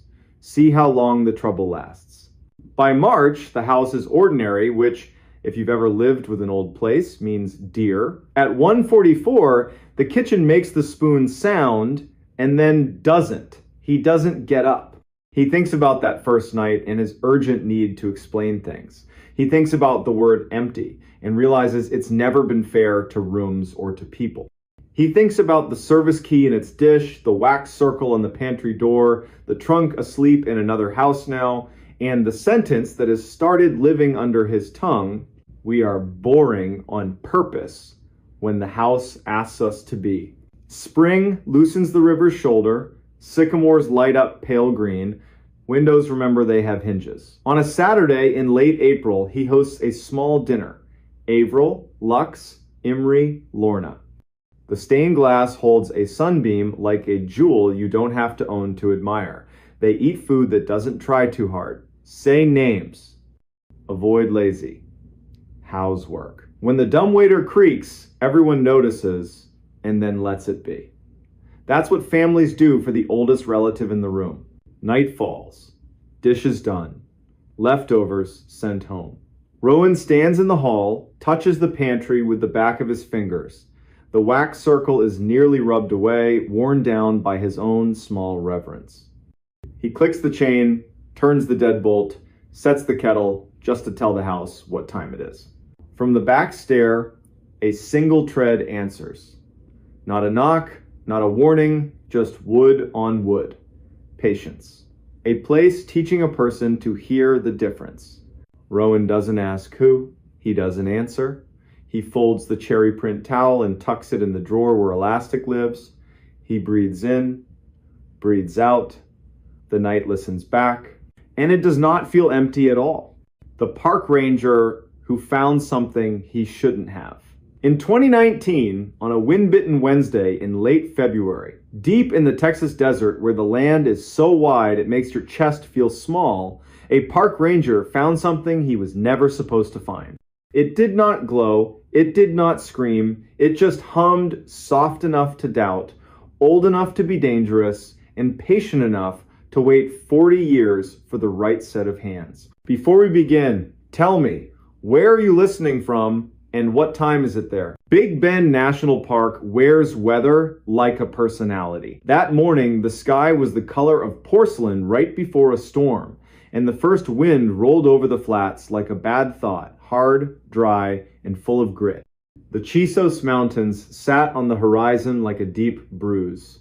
Somewhere far off, a diesel engine turned in its sleep. A red-tailed hawk hung motionless over the river road, and the river itself stayed out of sight, the way a secret keeps itself out of your mouth. Not gone, just waiting. Keir Halden had the early shift. He pulled his green and white truck off a rough two-track and killed the engine. He left the last mechanical sound of the day right there in the silence and listened. Ravens argued along a basalt spine. The wind combed the sodal. He checked the radio clipped to his vest and patted the small pouch he carried, tourniquet, foil blanket, a roll of hard candy he never ate. He had been a ranger long enough that the ritual no longer felt like superstition.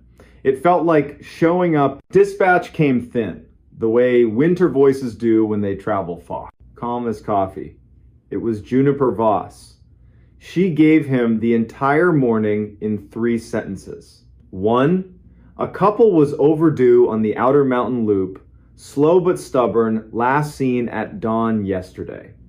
2. Border Patrol wanted eyes on a footpath out near the Santa Elena sector, something about boot prints clipping along with deer tracks.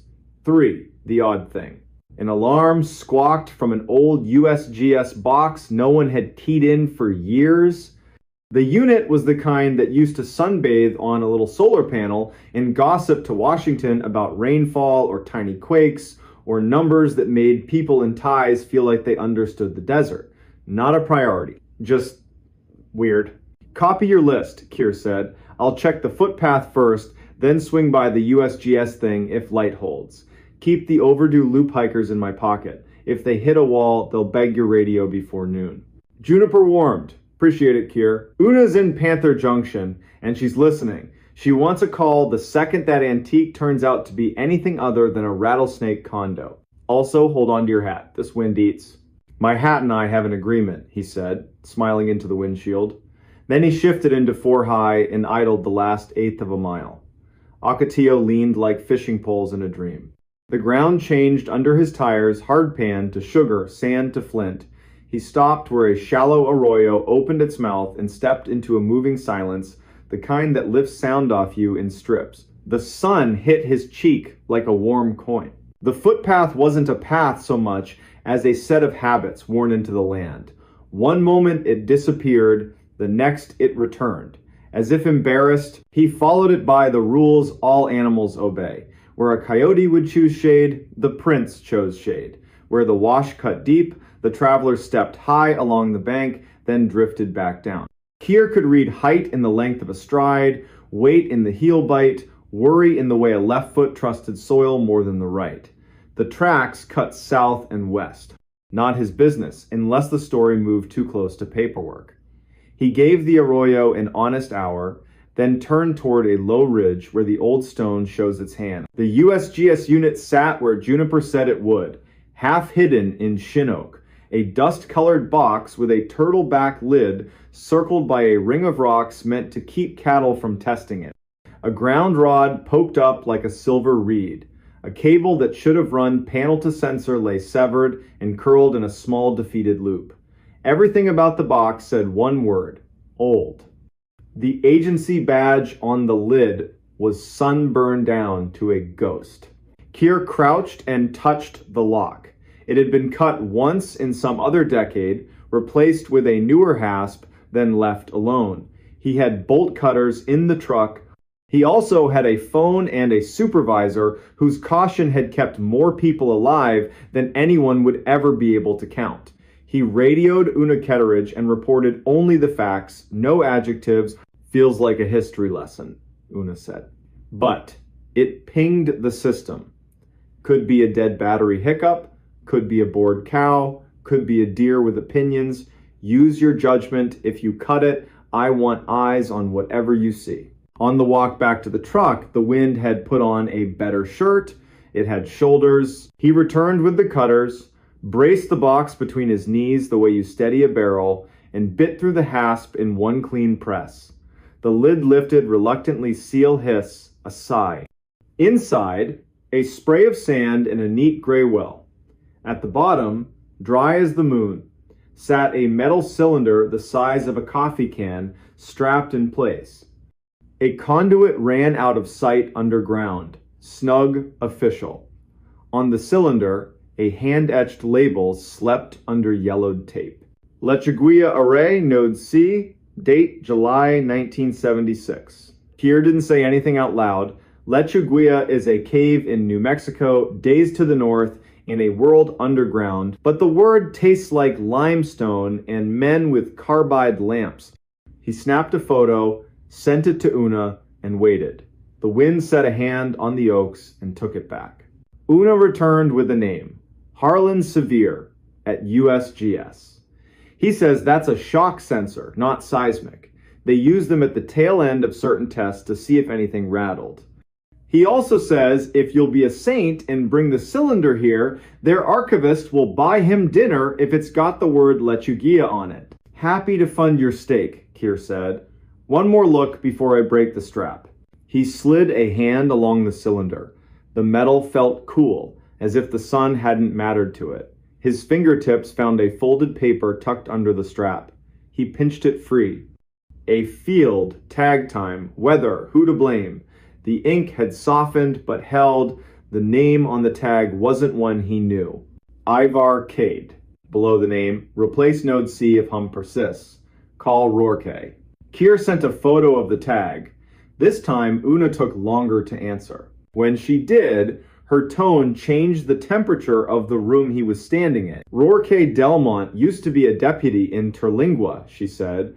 Retired to a house outside Marathon with too many cats and a ham radio. If his number still exists, Juniper will find it under the paper nobody ever looks under. Bring the cylinder. I'll have Juniper patch you through when she digs him out. Before lifting the cylinder, Kier did one more thing. He leaned down, put his ear near the well, and held his breath the way EMT school teaches you to make a room go quiet. He heard exactly what anyone would expect to hear. Nothing. Or, if you wanted to be honest with yourself, the faintest, straightest suggestion of something metallic remembering its job.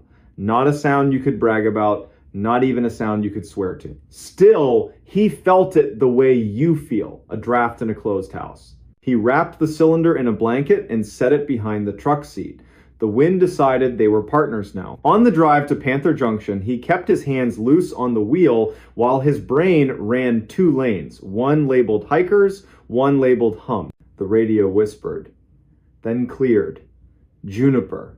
And then another voice riding in on her line, dry, amused, patient, like a man people invite to funerals because he won't make it about himself. You found something that used to pay my salary, the man said. Rourke Delmont, please tell me you didn't open anything that says do not open.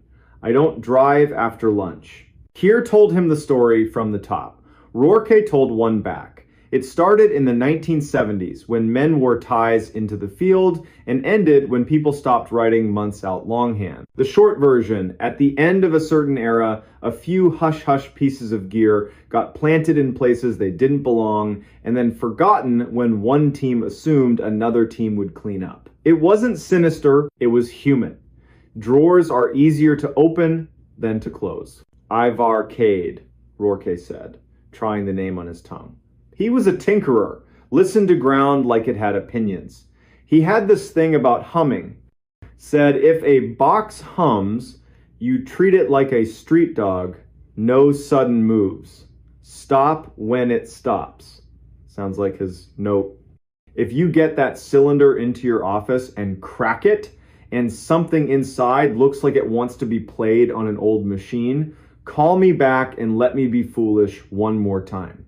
I promise, Keir said, because men who talk like Rourke do not ask for many promises. Panther Junction did its lunch hour ballet as Keir rolled in. High schoolers in borrowed hats argued about which loop had a better spring. A sunburned couple congratulated themselves for picking the Vista Trail instead of the tree trail. Una met Keir at the side door and walked him down the coffee and dust hallway to a small room she called the museum, because if she didn't love it, it would have become a closet. The cylinder went on a table cleared of maps that had been retired by someone who refused to admit it. They did it by the book. Photos first, as if the object had a lawyer. Gloves next. The strap had baked into one long sigh. It gave when asked. Under the lid was not a riddle. It was a spool of quarter-inch tape, wound neat, the kind that used to carry voices and now mostly carries nostalgia. Una didn't rout politely. Rourke, it's your foolish day. He promised 15 minutes and made it in 12. He looked like the part of Texas that doesn't apologize, pearl snap shirt, jaw that only meets a barber when forced. He carried his machine under his arm like a hymn book someone kept by the bed. He set it on the table with gentle authority. I kept one, he said, in case my cousin wants to hear his band from 1983 and pretend it matters. Let's hope the belts haven't turned to spaghetti. They threaded the tape, slow, careful. The tape looked good. Old, yes, but not brittle. Una closed the smoked lid with both hands. Rourke pressed play. The machine thought, then did the thing it was born to do. Sound came. Not music. Space. The kind of wind you only hear inside a square room where corners argue. Beneath the wind, metal ticked, cooling, settling. A voice tested a frequency and lost interest.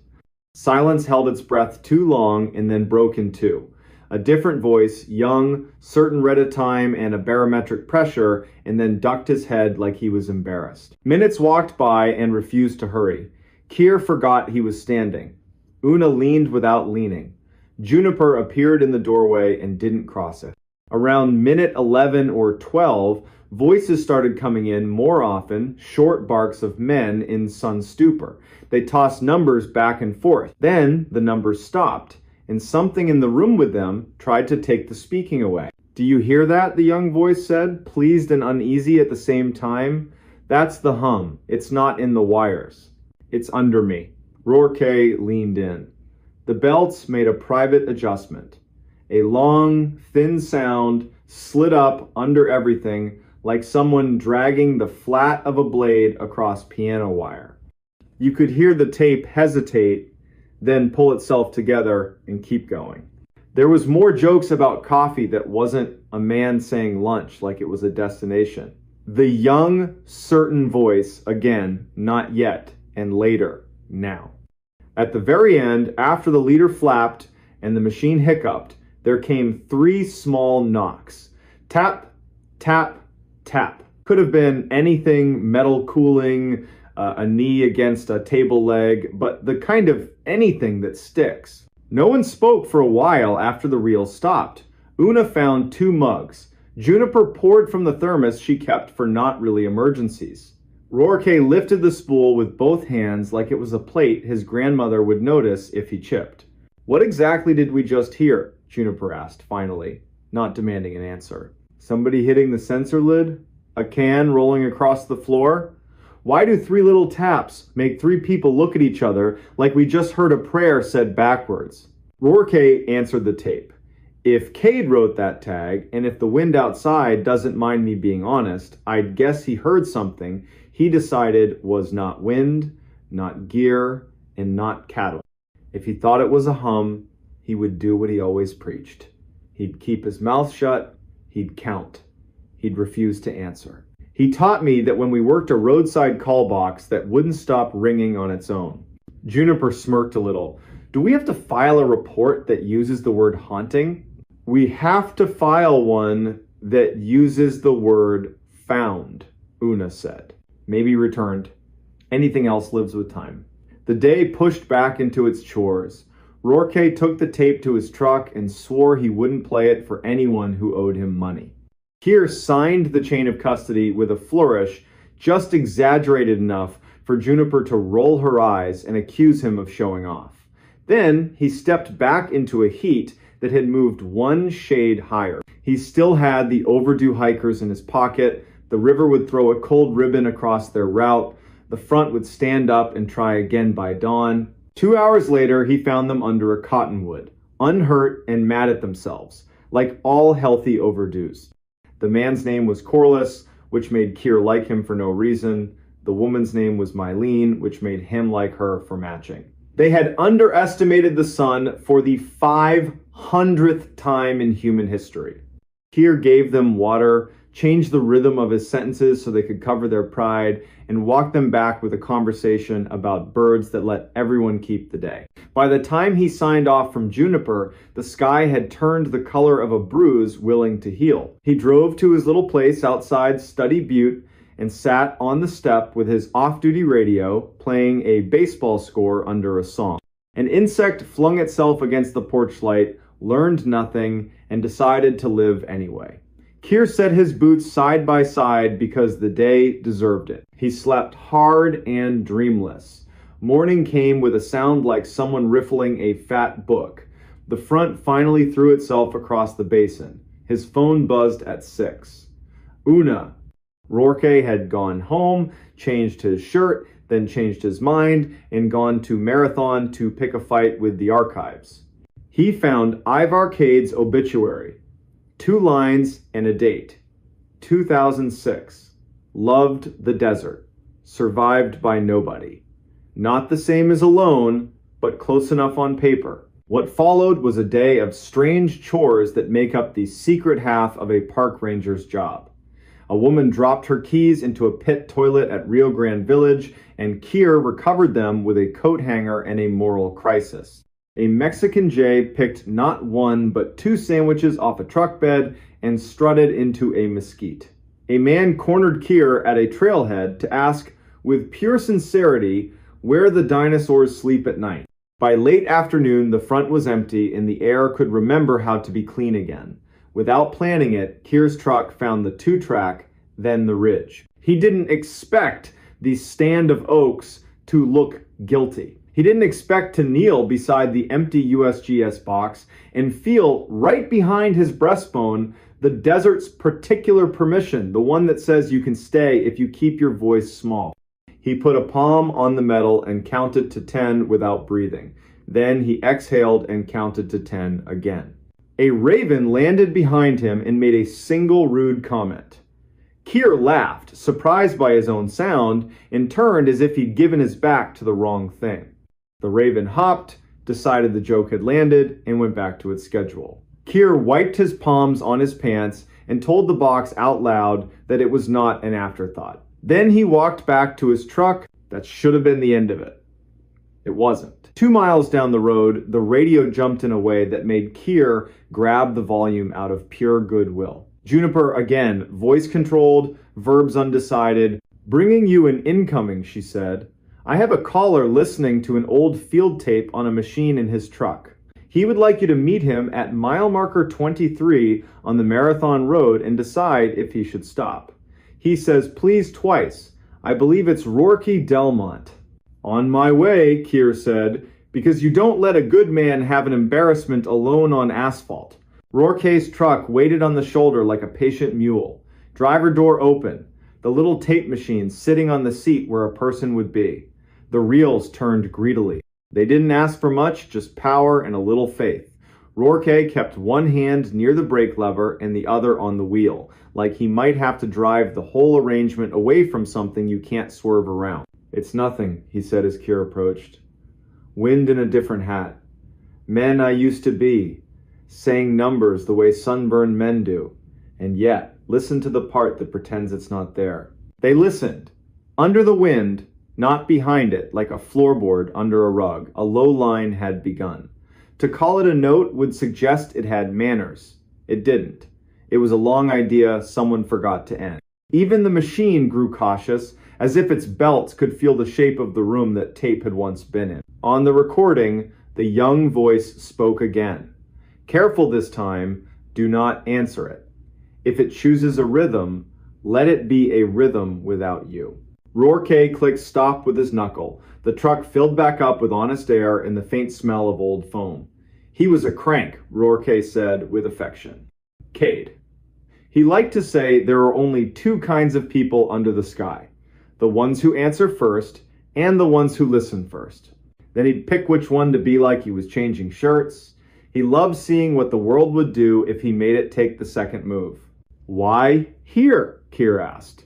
Because I'm old, Rourke said, and I'm practicing telling a story to the place it happened. So Keir let an old man stand with his truck and his tape and his empty road and practice, while the light thinned and the Ocatilla leaned into evening. The next week, life returned to practical. A coyote watched Keir eat his sandwich and didn't complain when he got none. A bus full of fourth graders sang a prickly pear song until their teacher begged mercy. The tape traveled to Fort Collins in a box with 3 labels and enough bubble wrap to outlive all of them. Harlan Sevier wrote an email full of thank yous and jargon that made gardening sound attractive. Una allowed the museum to be a museum for 1 more hour. Juniper added a sticky note to her console that said hum in tidy pen. She said it was a reminder, nobody argued, spring showed up like a kindness you don't deserve, but take anyway. Wildflowers did their loud, brief job. The river had just enough weight to trick children into thinking it was permanent.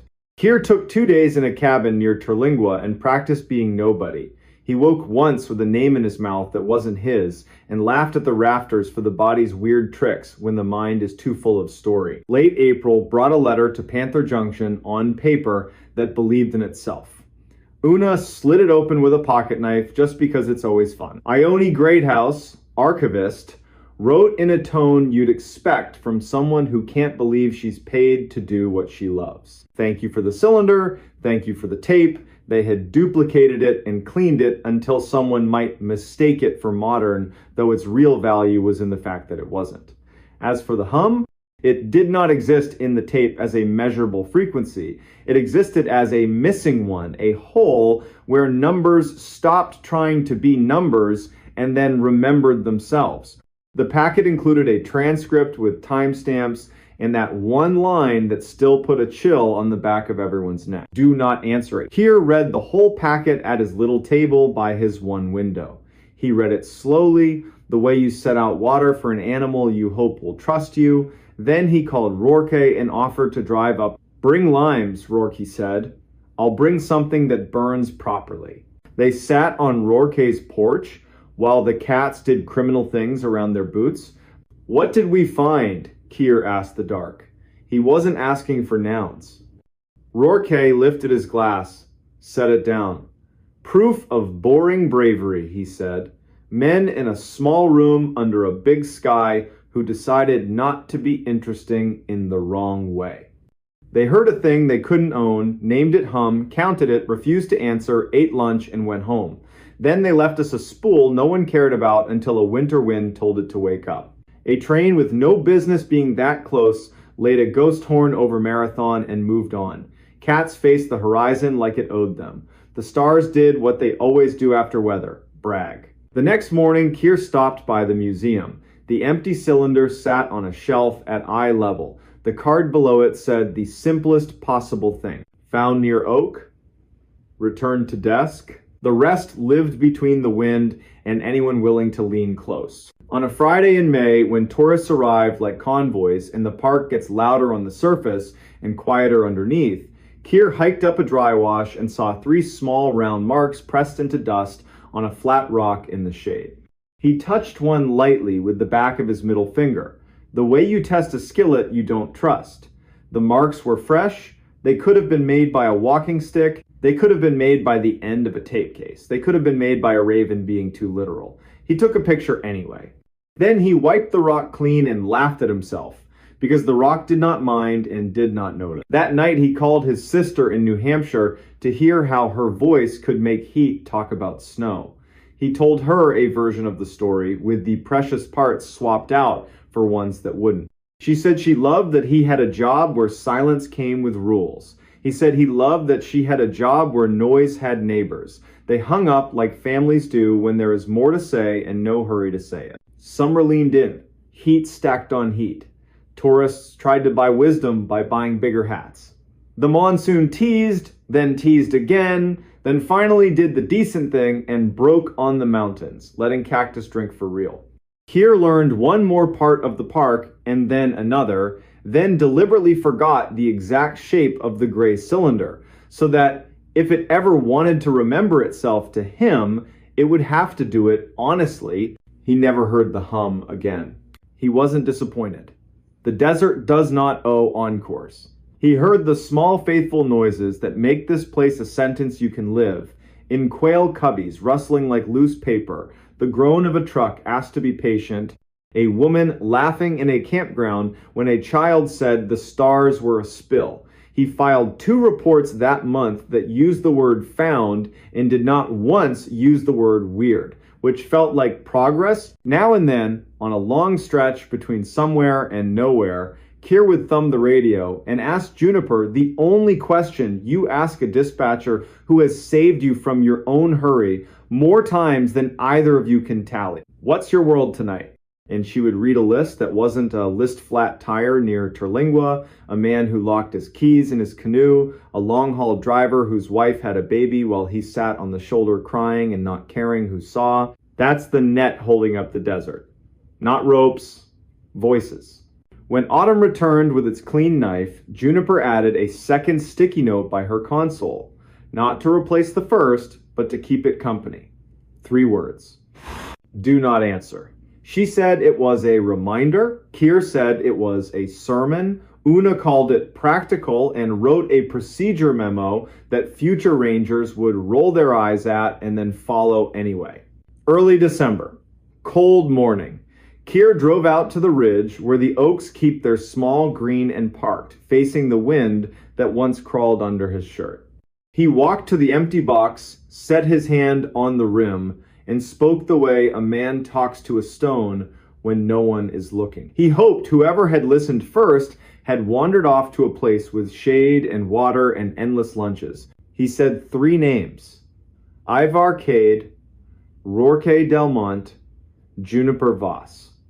The wind moved over the far country with slow hands, and Keir felt the small truth that keeps a person working in a hard place. Sometimes finding what you should not have found teaches you how to leave it exactly where it belongs and how to carry it forward in your mouth without letting it borrow your name. On the drive back, a roadrunner cut across his bumper with the cheerful felony of a thief who knows the law. Keir laughed out loud, and the day liked him for it. At the junction, he signed for a parcel of new trail signs and accepted a slice of pumpkin bread from a volunteer in a vest covered in pins. Una raised a hand in the hallway and, without slowing, told him to go home and let the evening keep itself for once. He said he might. That night, as the first hard cold settled across the park, as the river crouched and the coyotes traded minutes on the microphone of darkness, as Juniper's voice crossed and recrossed other voices in the net that keeps the desert patient, Keir sat on his porch with the lights off and listened to the nothing that is never nothing out here. He set his palms flat on the wood. He let the day lift like steam. When a small breeze passed his ear, he did what the wise do in rooms where something asks to be answered.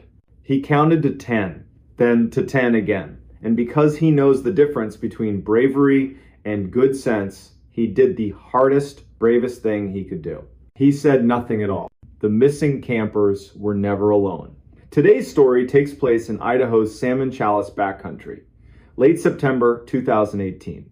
2 campers vanish near an old fire lookout. Search teams go in, radios crackle, dogs work. Then a voice in the timber starts saying one of their names. And the rule out there, the one they don't put on maps, is simple. If a voice calls your name and there isn't a mouth you can see, you don't answer. Sunday night. Rain falling in thin ropes, polite but insistent. The granite smells like a coin. Weekend traffic bleeds east. In Shoup, The cafe lights go down. The river keeps its sentence. On the third floor of the county building in Salmon, under humming fluorescence, dispatcher Kaya Merritt settles a headset and sips from a chipped mug. 41, good at hearing the difference between wind on a mic and fear in a throat. At 21:47, the primary line rings a childlike rhythm. Kaya picks up a careful male voice. I need to report 2 overdue campers, my cousins. I'm next to their truck at the Loon Creek turnoff. The camp host told me to call before I get brave. Kaya goes methodical. Names, Ivor Doss, 42. Lena Doss, 38. Boise people. Left yesterday with a light kit and ridiculous amount of jerky. Destination, Ridge by the old Jarvie Lookout. They brought a radio. They also brought stubbornness. Stay with the truck, Kaya says. Do not step into timber. Coordinates go into the form twice, clean. Deputy Roland Knapp, 39, a face that makes people tell the truth by accident, drops a cup of stew and starts his hour-long drive. Ranger Nick Salcedo checks in from a cabin near Panther Creek. Patient voice. Knows where people make their first wrong decision. By 22:40, red and blue lights lay themselves across wet trunks at Loon Creek. The blue Ford is locked.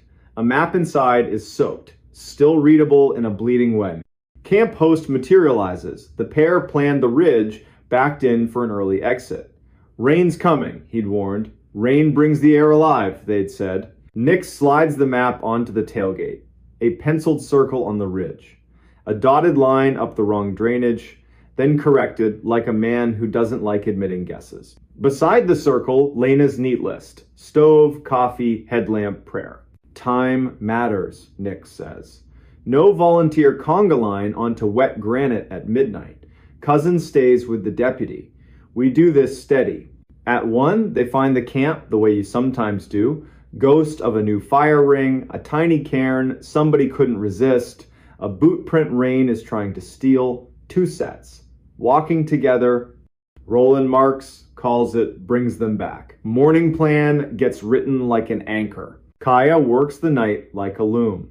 Tracks down Lena's sister in Meridian, leaves a message that is compassion twice and panic never. Calls in a K-9 team ode to the county. In her log, she writes 5 quiet words only she will see. Do not answer a name. Dawn. Cloud lifts, leaving diamonds on every needle. 15 people drink black coffee at a folding table. Nix runs a finger over the map and splits the country into sectors. He adds the rule, the one you only hear from people who have earned your trust. If you hear a name and there's no visible mouth, lock eyes with your buddy, say their name, make them say yours. Do not answer anything from timber, not even if it uses your song. A new kid raises a hand.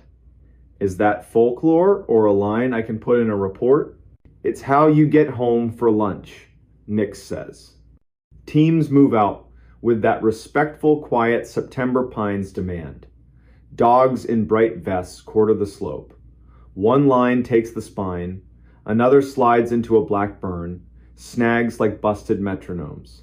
Thayer, the cousin who made the call, walks with Deputy Knapp, not because he should, but because men who wait at trucks break in slow ways. At 9:19, a dog gives a small bark. I found your idea, not yet your person. Handler Ione Taggart slips among ferns and retrieves a rolled shirt under a low lodgepole limb. Damp collar. Tiny stitched L. Bag. Tag. Ritual keeps hearts from shouting. 10:52. A voice calls a name, thin through timber, left of the draw where a baby creek is deciding what to be. Lena. 2 syllables shaped like someone speaking into a scarf. Sounds like Ivor. Except Ivor's voice usually laughs at the edges. This one doesn't. It says her name and waits like a bridge. Nix lifts a hand. Heads swivel. Everyone refines a face. Thayer. Thayer. Roland. The voice tries again. Help. A dog bristles, then thinks better of it. Wind turns the voice into a trick. Now above, now behind, now whispering from the leaves at their boots. Lena? Roland plants a ribbon and a time on a larch and draws an arrow fatter than the rest. We don't answer, he says, calm enough to steady the world. We mark and move. By noon, sun saws through the cloud and turns steam into foxfire. Teams reset. Dogs drink in wide licks. The medic truck ladles sugar into paper cups. Kaya slides each bead of the day onto a string, times, places, and a line that means more than the paper can hold. Voice saying, Lena. No face. Afternoon, a different kind of luck. Farspur team finds a neat cone stack beside a rock scratch. Lena, her sister will later say, loves to arrange things. The cones point toward a cleft the map calls nothing. Old guys at the cafe used to call it buzzard slot. At 1631, they find Ivor. He's on his back, one leg crooked the wrong way, eyes open to the sky like he's willing to believe in it, lips split white with thirst. He makes a sound that's half apology, half joy. We stayed on the spine, dropped too fast, rain shoved us into a bad shelter. We heard the lookout radio from the valley, the weather loop, thought it was a truck, followed it, found no truck. Then we heard Lena's name, my voice saying it, but not mine. I didn't answer. That's why I'm still here. Where's Lena? Nix asks from the edge of the circle. Went to water, said she'd follow a trail of tin cans and bad jokes back to me. Left a cone pile every 30 steps. Then the voice said my name, like her mouth. I said hers once, too soft for the trees to catch. After that, I held my tongue. She's been gone since just before sunup. 1754. They find Lena. 10 minutes east, 2 pitches up, tucked into a granite room. One hand on a ledge like she meant to pull herself into another day, and paused here. Cold, not lost. Shy pulse. Hairline cut with the head's usual drama. Jerky pouch, empty.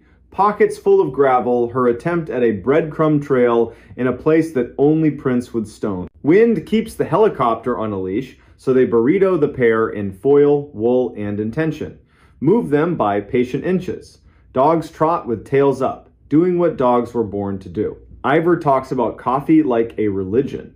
Lena says river like a baptism.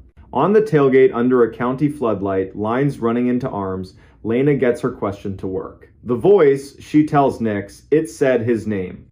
It came from the wrong place, above, behind, under my feet.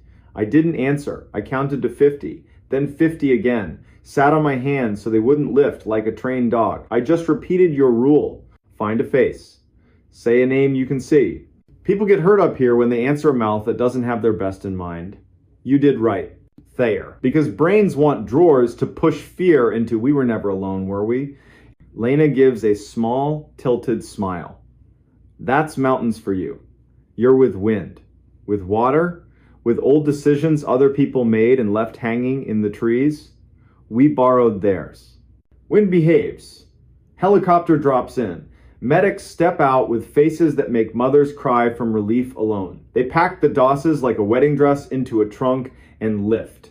A scrub pine below the ridge, bows, releases, bows again. After midnight, Kaya types the sentence that chased her all day. The missing campers were never alone. She knows it's not a checkbox. She puts it in anyway. The weeks after, the valley chews it. In diners, it was echo. On lifts, radio bounce. In coveralls, catamount. Brain mirrors. And then, quieter. The one sentence that matters. If you hear your name in timber and there's no mouth in sight, don't answer. A month later, blue sky so clean it feels stolen. The Dosses bring a paper bag to the ranger cabin. Knit hats, plain and practical. On the tag, Lena's neat line for when the wind forgets itself. They sit with Nix and, briefly, Kaya. Words are carefully unimportant. Nix talks burned hills, learning green. Ivor describes a mispainted bridge, teaching Boise patience. Lena says she now speaks her people's names out loud each morning, not to offer anything to the air, just to remind her mouth what it's for. She adds one small thing, offhand. Counting while it called, I pictured roll call. Teacher calls your name chalk in her hand. You only say here if you can see the chalk. That helped. By next fall, a laminated card shows up on the camp host board at Loon Creek. No sermon, just a rule in rainproof letters. If you're overdue, sit, count, save heat, call only when you see a face. Do not answer the timber. No author. The host denies it, then admits he likes that he would have. Winter lays down thin law. One dawn in a high cabin, a radio unplugged says a name perfectly. The men grin like at an old joke. They say each other's names and keep making eggs. Sun clears the window. They follow the line they marked in gray light and find a snowmobiler parked like a guy at a bus stop choosing a story. He says, "I heard you all night." They say, "Not us, friend, but we're here now."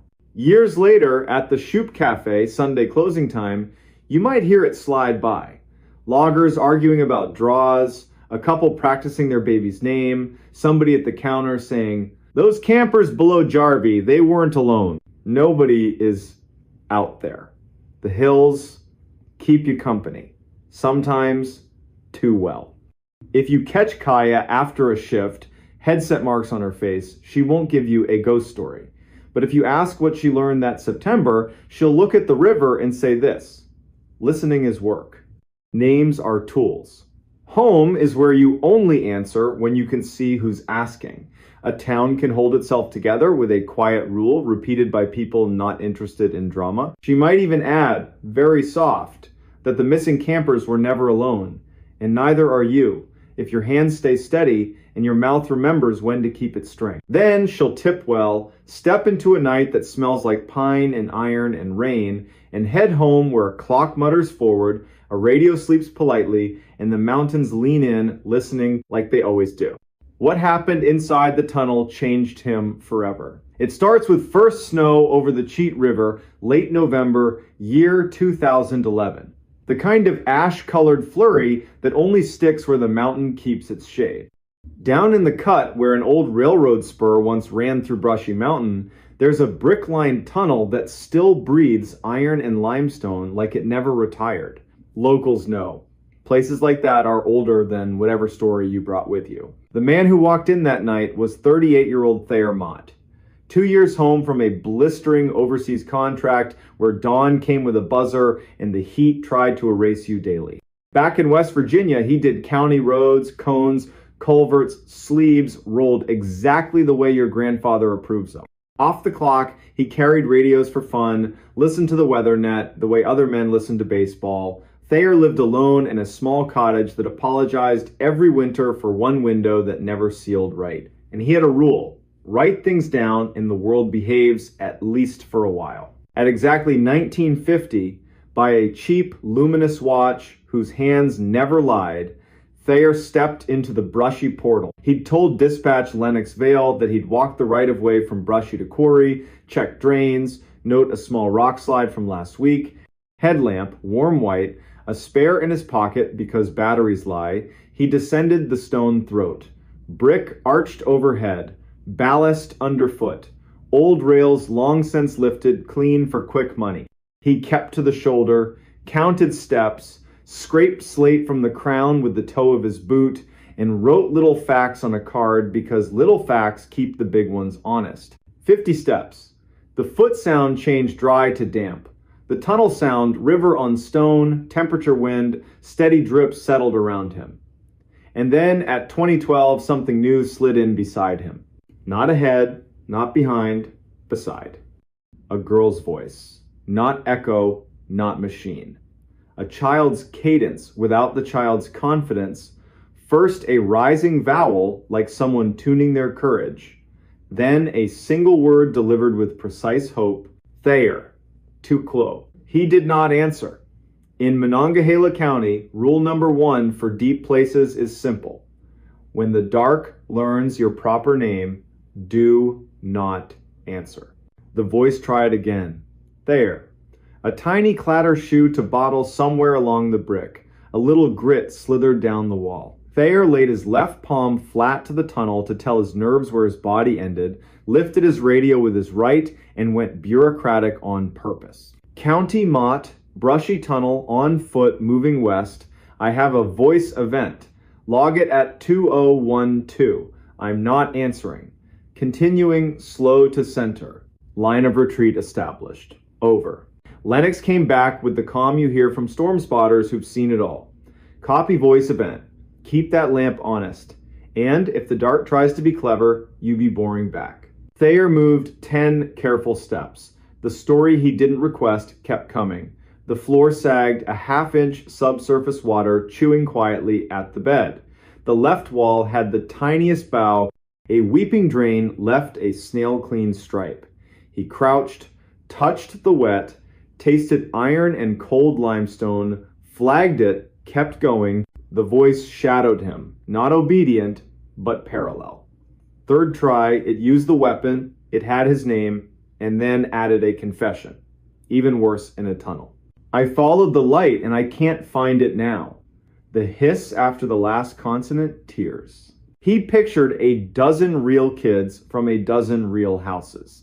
He ignored every single picture. He reached the midpoint. Roof resonance turned musical, air more stone than river, that weird acoustic almost song round spaces get. He let the headlamp rest on his boots and counted his heart twice. That's when the tunnel itself changed its mind. A long, deep breath in the brick. A liquid rush underfoot like a drain clearing its throat after months. And from far ahead, one hollow knock as if wood tapped wood in a place with no wood. County, he said evenly. New sounds, water movement under bed. I don't love the word void, so I won't use it, but the floor is considering options. I'm heading quarry side and will hold.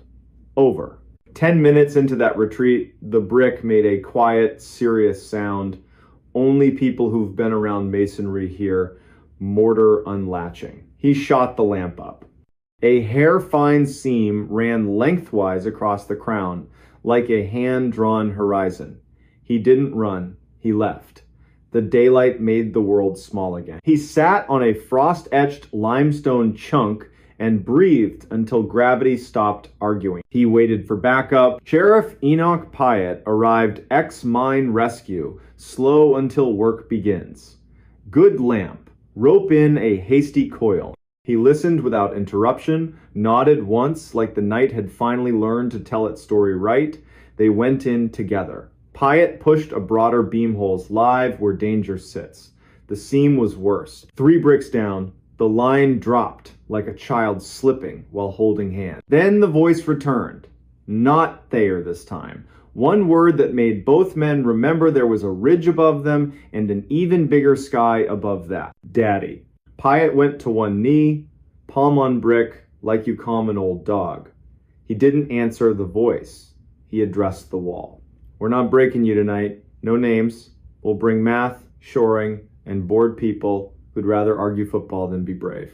A small clatter. 30 paces ahead, standing water, a foam cup with a crescent bite drifting, ripples walking out, dying polite. They backed. They called in 2 volunteers with timbers and wedges. Inside, they propped either side of the seam so Goodwood could talk to bad ideas. Denied, the voice grew patient in a nasty way, humming, please, measuring consciences, waiting for a slip. Pyatt looked at the crew, head out. To Thayer, your report will say we stayed for the welfare check, left for structural reasons. The other reason they didn't say, the seam and the voice had begun to sound like the same thing. The county fenced brushy indefinitely, which translated means permanently. Teenagers found new holes. Grown men found other ways to leave their lives for an hour. Thayer went back to culverts and shoulders and the safe ache of good work. But the tunnel wasn't done with him. January brought gray armor to the river, wind to the sycamores, and a call from the county, meet Hobie Kress at the quarry side. Hobie was a snowshoe happy content guy who posted reverent videos in places that do not want influencers. He'd filmed himself stepping 5 feet inside the arch and dusting snow off his hat like he was blessing it. The county wanted a conversation, not cuffs. Against his will, Thayer liked Hobie. Clean cut, the smile of a man forgiven by the world for 30 years. Thayer said, the brick is tired, the river is mean, the air is not your friend. For once, Hobie listened. Then Hobie said something that wiped the smirk off. Fate. Thought I heard a kid in there. Thayer asked. What did she say? Hobie blinked. Just my name. So Thayer started stopping by the portal after supper. Not to be a hero, to be a witness. Some nights need witnesses. Late February, year 2012. Thaw hit too fast. The valley filled with water's angry negotiations. 2 a.m. The volunteer chief blows the horn. Hyatt calls Thayer the kind of hour you don't justify your choice of company. At Brushy, the fence lay meek in briars. The tunnel exhaled a runner's breath. They set a line, moved to mark 3, and stopped, floor sound wrong. Hyatt's ankles calibrated by years said, Hollow wants a friend. Down tunnel, a light, not theirs. Clean, white, fresh batteries, eager to please. A man's voice, Mara, Mara, honey, answer me. Then the noise rescue people know in their bones. A foot into nothing, Scrabble. A half-swallowed curse because the man believed in God and wanted his attention, not anybody else's. Thayer dimmed, angled, reached, and caught Hyatt's sleeve not to yank, to warn bones. He projected county calm over a private prayer. Sir, stop. Aim your light at your boots. We're county. We're coming to you on a line. Don't step. Don't say her name again. The man froze like a new company rule just slid down from corporate. He lifted his light, then remembered and put it back on the floor where it belongs. Thayer and Hyatt bellied the last distance. A pocket of water had eaten everything under 5 ties. A plank mercifully there bridged. They slid the man back, clipped him, and sent him out on a promise of coffee. He would later tell the paper he cried, and no one made him feel small for it. He would not tell them the name the tunnel whispered to him to get him inside. When his light was gone, the tunnel was not quiet. The voice came one last time. Not the child. Or the child, upgraded for cruelty. Your father called for you, and you did not come. Hyatt closed his eyes by reflex, opened them on purpose. Thayer didn't move. He thought of a fluorescent desert overseas, a generator droning in 2 notes you can hear through walls. He thought of a high school hallway where the light always flickered and a teacher never once guessed what he might be good at. He thought of his mother laying a dish towel over biscuits she couldn't afford and doing it anyway, because sometimes a boy needs to see abundance he didn't earn. He radioed in a voice that knew how to hold a line. At seam, water in bed, void under ties, 10 to 15, past mark 3. 1 civilian retrieved. Tunnel practicing party tricks. We are leaving in a walk.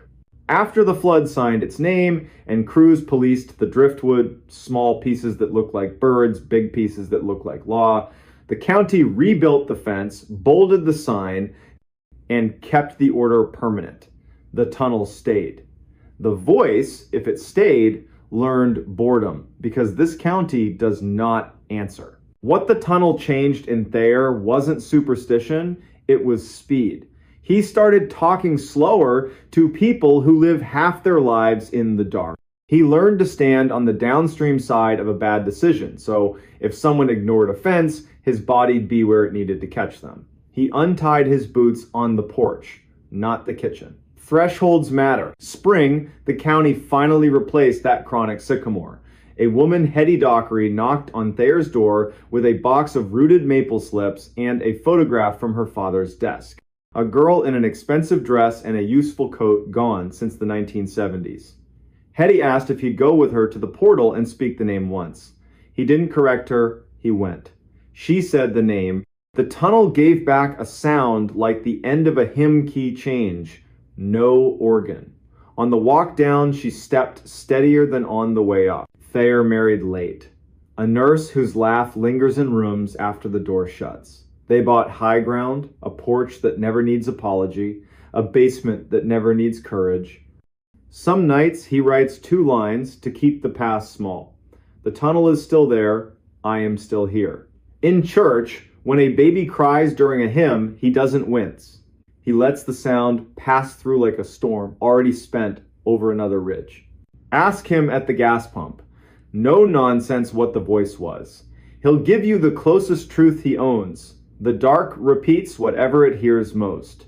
In a county that refuses to answer when a hole throws names at them, the dark learns boredom and moves on. He'll say it while checking tire pressure before driving out to a grumbling culvert. He'll be behind on sleep and alive. Teenagers will still swear Brushy has a ghost. Good. The night's big enough for practice. Daylight's big enough to remember a man went in, came back, and adjusted his life one click slower. Every November, first ash snow, clinging to Brushy's shoulder, Thayer pulls into the turnout, kills the engine, and listens. Sometimes nothing. Good. Sometimes river talking to stone. Better. Once in a while, a faint knock. Wood on wood, in a place with no wood. He does the thing that saved him in the tunnel and saves him in living rooms and hospital corridors where grief learns to smoke. He doesn't answer. He breathes. He makes the world small. He turns the key and drives to the next address, where a drain needs to remember what a drain is.